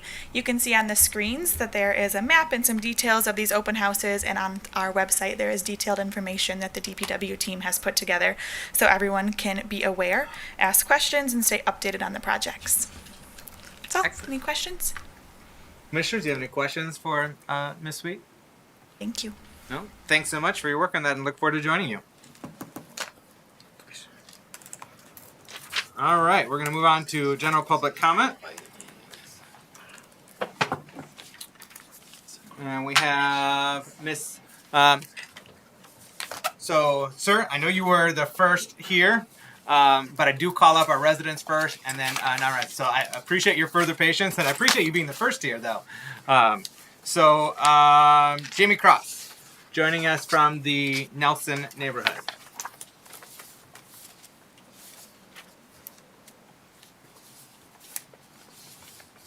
Welcome. You have up to 3 minutes to provide your remarks. Well, first I wanted to welcome the new director of the parks, but I guess he left, but so hopefully he's watching, and welcome to him, and I'm looking forward to the master planning for the parks and being involved in that. And tonight I'd like to talk about Hartshorn. You probably heard enough from me, but you're going to hear some more. So at the last commission meeting, when there was a lot of discussion around the Hartshorn Village PUD, it all revolved around the bike path. and the forklift. And so at the public comment or the public forum on February 2nd, at the commission meeting that night, and at the planning meeting, there were additional concerns that were voiced. So I'm just going to raise some of those concerns so they're not forgotten tonight as we move forward with the project. So first off is truck trailer parking. It is going to be reduced from 34 to 21. The majority of those spaces will be right behind the forklift. So those trucks and trailers, as they're dropping off their boats and picking them up in the public launch, will cross the path of the forklift. In addition, the mobility challenge fishermen that fish right where the forklift is now going will be moved, and they will be shoved to the right of the forklift, and as Jake said, until they can find a more suitable location for them. Also, no discussion about the public road and the movement of cars and boats and trucks to the parking area across the bike path. There's now going to be 83 parking spaces. That's a lot more traffic than there has been. It's something we need to think about. Also, no discussion about the boats that will be moved from Adelaide Point and where they'll go into the water and how they'll make it there. So Mr. Leedsma at the commission meeting, or the planning meeting, said that he has a 50-foot boat with the trailer, 75 feet to move it, and that will be launched somewhere. I don't know. And then the pathway, I don't know, but that's about 2 buses long. So I just wanted to bring those things forward. And also that there were more concerns that were not discussed at the meeting. And then the other part of this is everything that's been happened at the park has been between the developer and the city. And there has been no voice from the community. In fact, I would say the infrastructure has been really built for the developer in the park. And so with the new parks plan, I really hope you hold off, because as Ken Johnson said, for people to have belonging, they have to have voice. And this community has had no voice in their park at Hartshorn. So I just beg that you consider that going forward. Thank you. Thank you, Ms. Cross. Appreciate you joining us tonight. Next up, we have Maria McIntosh joining us from Jackson Hill.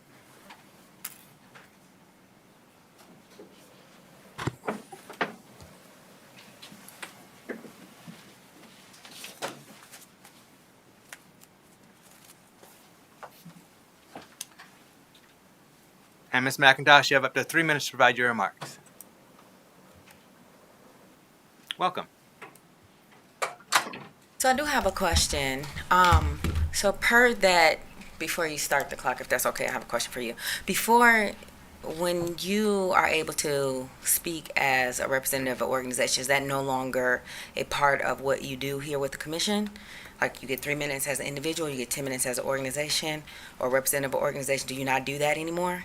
Have you changed the policy on that? It is being changed, but any organizations to be registered with the city clerks in advance to be recognized as a group to qualify for that. But it did come up in discussion at a legislative policy committee last night in order to change that policy, in which case going forward, the expectation is that everyone will have 3 minutes regardless. And so there will be no distinction between groups or otherwise. That policy it's on the website. I mean, how was the community supposed to know that there's a change to that policy or something that was? So that's forthcoming, but have you, in terms of the current policy, have you registered with the city clerk's office as a designated group before tonight's commission meeting?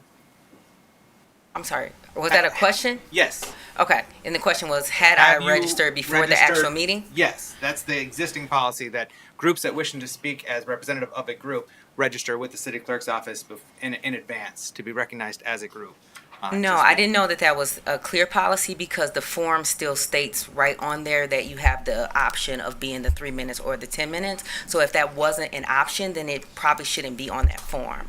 So if it's okay with you, I would like my 10 minutes to be able to speak for our organization, if that's okay.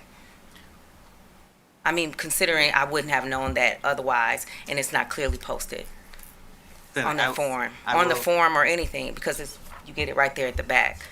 I will give you your 10 minutes, Ms. McIntosh. Please All reset right. the clock for 10 minutes. All right.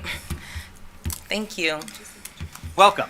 Yes. Thank you for joining us tonight. You have up to 10 minutes to provide your remarks. Okay. Please Well, hopefully it won't acknowledge take the that group. long, but I just want to make sure I have enough time. Yeah, please acknowledge the group that you're speaking on behalf. Okay, so again, my name is Maria McIntosh. I'm speaking on behalf of our organization Threads. First, I want to say thank you to all of the commission and the elected officials that were able to join us on Saturday for our Rap with Your Rep event. That was extremely successful. We didn't get to all of the different individuals that wanted to speak. However, it's going to be like the first of many, but so we were really excited about that. So thank you. So today, what I wanted to speak about specifically was the ARPA funding. I do know you all had the opportunity to vote on that the last time that you were in session. At least the $1.6 million of it. And our concern with the $1.6 million is the fact that the 22, so in regards to the stimulus packages, you had the stimulus packages, the omnibus bill, and the CARES Act. All of them kind of interchangeably worked with the COVID relief funding.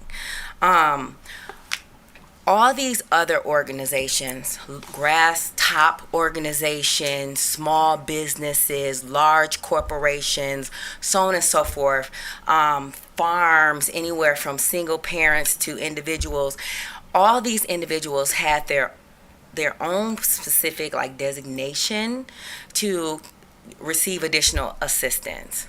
What was really unique about the ARPA funding in itself, and I'm not exactly sure if you all read the 400 and some odd pages, but what's really unique about that particular program is the fact that it's only designated to certain communities. So your community had to have 50% of its population at 60% or less AMI to be able to qualify. So that means that the majority of the Muskegon County did not qualify for that. In addition to that, I understand, and I love the fact that you took your $10 million off the top, because that was something that was allotted for in that particular legislation. But the other $12 million of that, I really believe that you did your community a real disservice. Because when those other programs that went in effect, all those other areas were able to be, for lack of a better term, bailed out or receive additional funding. However, the ARPA guidelines was really lax, not so people could misrepresent it or be able to manipulate it to what they wanted to be, but it was really lax because there's a clear line between federal and state. So when it came from the federal to the state level and the state distributed to the community was really supposed to put that into the hands of the individuals who weren't able to receive the previous funding. So that's why there aren't really any clear guidelines on having to have like a solid 501c3 and things like that, so that you could get it into the hands of maybe the 16-year-old dog walker that walks the elderly neighbor's dog that helps out in the community. Those particular things. But when you all decided not to go that route, that really harmed the community, and you gave the bulk of it to places that had already received their own fundings, their own distributions. So grass top organizations, they were able to apply for additional relief as well. So was other small businesses, large corporations, things like that. They were able to apply for their own funding.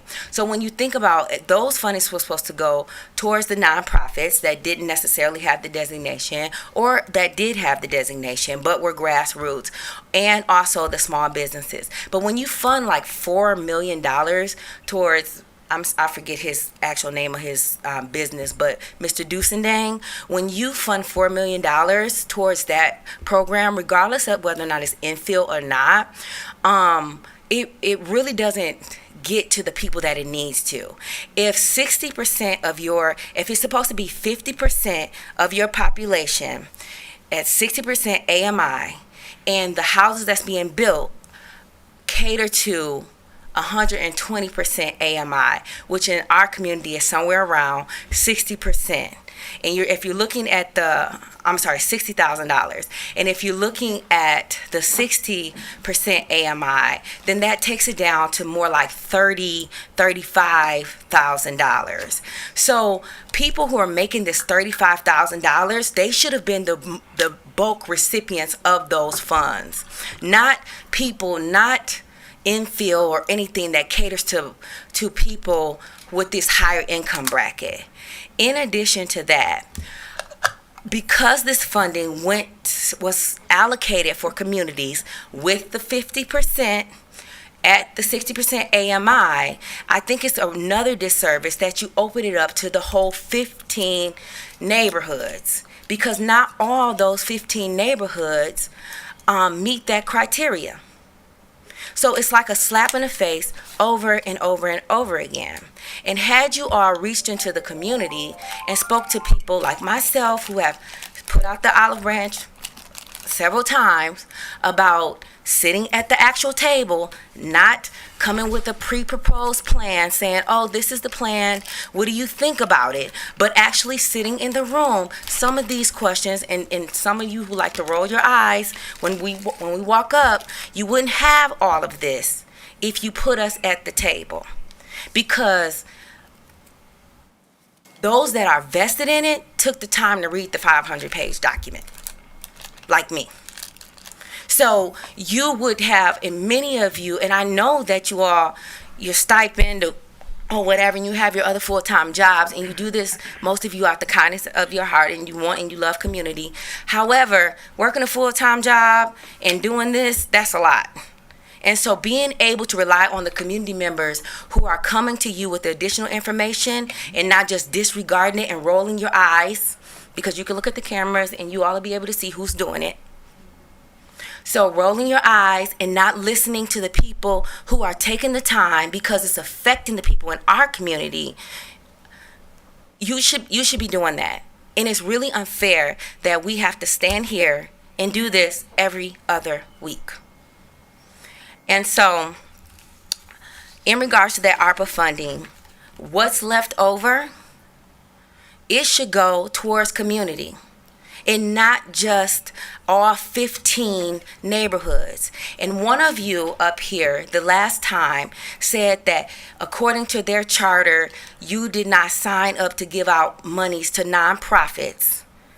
That was very sad to say, because it's the grassroots organizations that make everything happen in these communities. It's the grassroots organizations that make sure that the wheels roll. When there wasn't, and I love my board member, when there wasn't a Boys and Girls Club, there was a Pathfinders.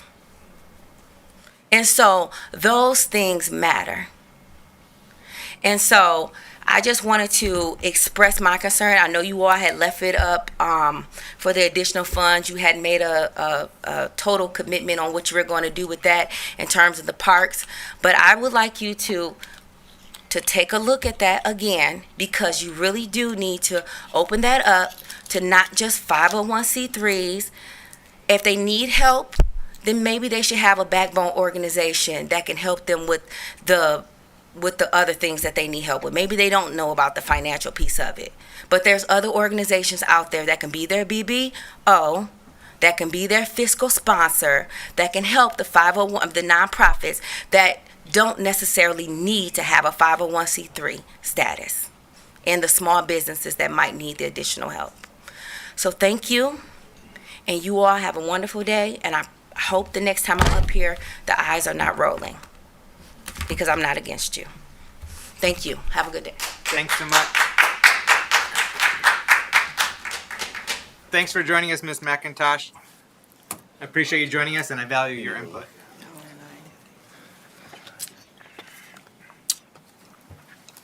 Next, we have Diane Foster joining us from Jackson Hill, our Jackson Hill neighborhood. Welcome. You have up to 3 minutes to provide your remarks.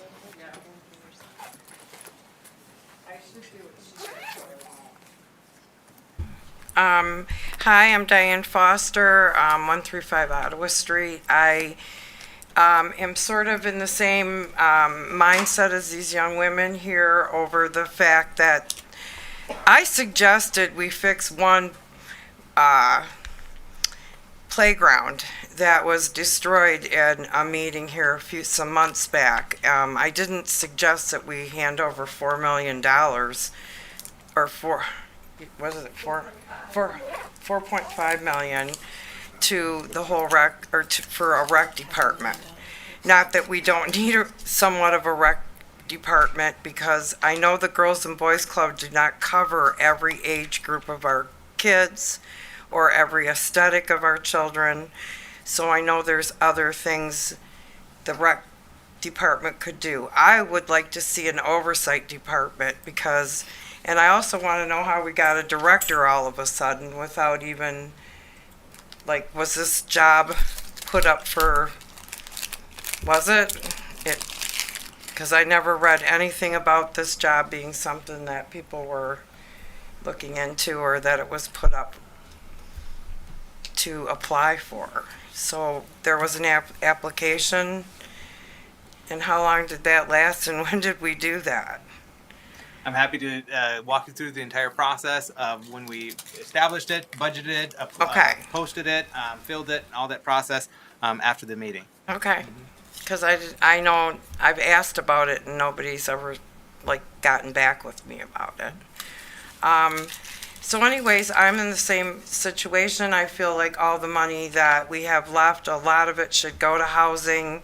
We have a lot of misplaced young, or not even young, single men with one income, single women with one income in their homes, who've been gentrificated out of their homes. A lot of them, these landlords wanted to turn their homes into Airbnbs, and so they have removed their tenants, and there's quite a few of them that are doing it all over our city. I mean, no one has an original thought here sometimes. If you have one, then it spreads like wildfire, and we have 8 million of them. So this is a problem. We have a lot of landlords that are this is their mindset now, is this Airbnb thing. It's not just, I have two, one across the street from me and one next door to me. They have not been used, but the one next door to me hasn't even been used this year, and the one across the street was used twice. So that makes it hard for me too, not even knowing who's coming and going in those homes. It's kind of nerve-wracking a little bit sometimes, because I know the people that own the home. So I don't know, I guess I'd like to see some housing put in. I think it's important to take care of the kids, but the Girls and Boys Club's doing a good job. Thank you, Ms. Foster. Yeah. Appreciate you joining us tonight. I'm available after the meeting to talk with you further about Parks and Recreation. Offer also extends to Ms. McIntosh to speak one-on-one with regard to the ARPA funding process. Next up, we have, is it Leah Lavoisier. Joining us from the Campbell Field neighborhood. Hi. Welcome. You have up to 3 minutes to provide your remarks. Oh, okay. Let me know. Oh, now. Okay, sorry. Alright, so actually I want to make a proposal. So I know that the old jail, the historical jail, has been up for a while. People have thought, I know it's come to people's minds on what we're going to do with this. And I've heard, members of the community say, oh, it'd be cool if this or whatever. But actually I have a proposal that it would be an extension of the prosecutor's office. I know that their office is on the 5th floor, and it is about a quarter of that hall. They deal with all sorts of prosecution throughout the entire county building. They deal with their victim services. So my proposal is that there would be a 5-story building right here that would connect at the 5th and 3rd floor. The 5th and 4th floor would be dedicated to an extension of the prosecutor's office. 3rd floor would be a hallway to the county jail that would be sectioned off. There would not be a connecting hallway to the other 4 floors of this building. So then there would be safe transportation. And the second and first floor would be held for things like victim services, detectives, cops that are also trained in victim services. Like they would provide privacy for those that go to the county building and have to go up there because of SADV, assault, trafficking, these kind of issues. And I mean, Apple's right there. And so my proposal is that it would allow privacy. It would allow, and this, sorry, it kind of speaks to me in a way because when I did come forward about an incident that happened to me when I was 16, and I had come down here to the City Hall building, I was not met with, appropriate behavior. I was met with over questioning of the clerk that was at the front desk of the police desk. There was 2 officers standing by. They were kind of just making faces and everything. It wasn't until another officer had come out and handled the situation appropriately, looked up the individual and had seen that this individual had a record. And so I think that we need people that are trained, officers and detectives that are trained in these kinds of services to provide a place for people that are victims of these cases, as well give them privacy and an extension of the prosecutor's office, seeing as they handle cases throughout the whole building. And they have like a small section in that courthouse. And then also that old jail's ugly, so. So that's all. And then I do want to make a comment. No, it's okay. Thank you for joining us tonight. We appreciate you sharing your thoughts with us. Okay. Thank you. Donovan Gomez, joining us from the City of Holland. Thanks so much for your patience. Appreciate you traveling here and joining us, and welcome. You have up to 3 minutes to provide your remarks. Okay.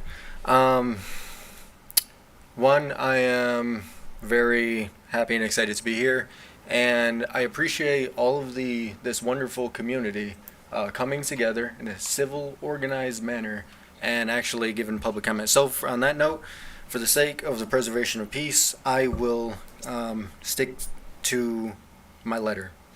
And I just wrote this today out of my experience that happened today here in the city of Muskegon. Dear council members, the time is dire. Prior VM. By the way, a statement inscribed with great masonry on the entrance of the Muskegon County District Courthouse. Upon my travels, I have attended some cases that plague the affairs of this community as well as mine. Controlled substance abuse has for too long desecrated the quality of life of our citizens. My request transcends beyond the limits of my home city because I believe this is a national pandemic. We can cultivate a great state by giving law enforcement the tools to crack down on the suppliers of these radical drugs. Witnessing the defendant's testimony, I heard a family divided, lives ruined, and division among the best of us. As for the perpetrators or victims of these crimes, my request is that you get the help you need before it's too late. I call upon our educators to instill the values we hold dear for future generations: life, liberty, and the pursuit of happiness, generated through willing sacrifice, dedication, and hard work. Be there, and I know things are difficult. I ask you to be their crutch to lean on when all seems lost. One speech cannot describe the selfless sacrifice our teachers bring about, and for that, I thank you. I conclude among the issues I just described. Oh, wondrous council, you have the authority to cultivate a great city. Now let's make it a great state. E pluribus unum si caritas pensavanum animoem circumspice. Sincerely, Donovan Gomez. Thank you, Mr. Gomez. We appreciate you joining us tonight. And last but certainly not least, well, it certainly will be last form, but certainly not least, we have Miss Renee Starr joining us from Norton Shores. Welcome. You have up to 3 minutes to provide your remarks, ma'am. Thank you, Mayor. It's just a pleasure being here tonight. But I would just like to thank all of you guys who are really starting to see some of the things that my heart is for, affordable housing in our city. And I'm in my 50s, and I've been here my entire life, was born and raised in Muskegon, Michigan. So I've seen a lot of things. And one of the things I'd like to touch place on is that in another municipality, it used to be a time where they white-gloved people a lot, and I kind of felt that that was going on with this particular person. And as a result, the whole city is almost to ruins because they white gloved so much till they have now a whole city full of vacant housing. It's never to our benefit to do that. It's to our benefit to keep people in their houses. For the sake of time, I would also like to say, Miss Maria, you know, that lady, she just never fails to amaze me, but she made a comment, 60% AMI.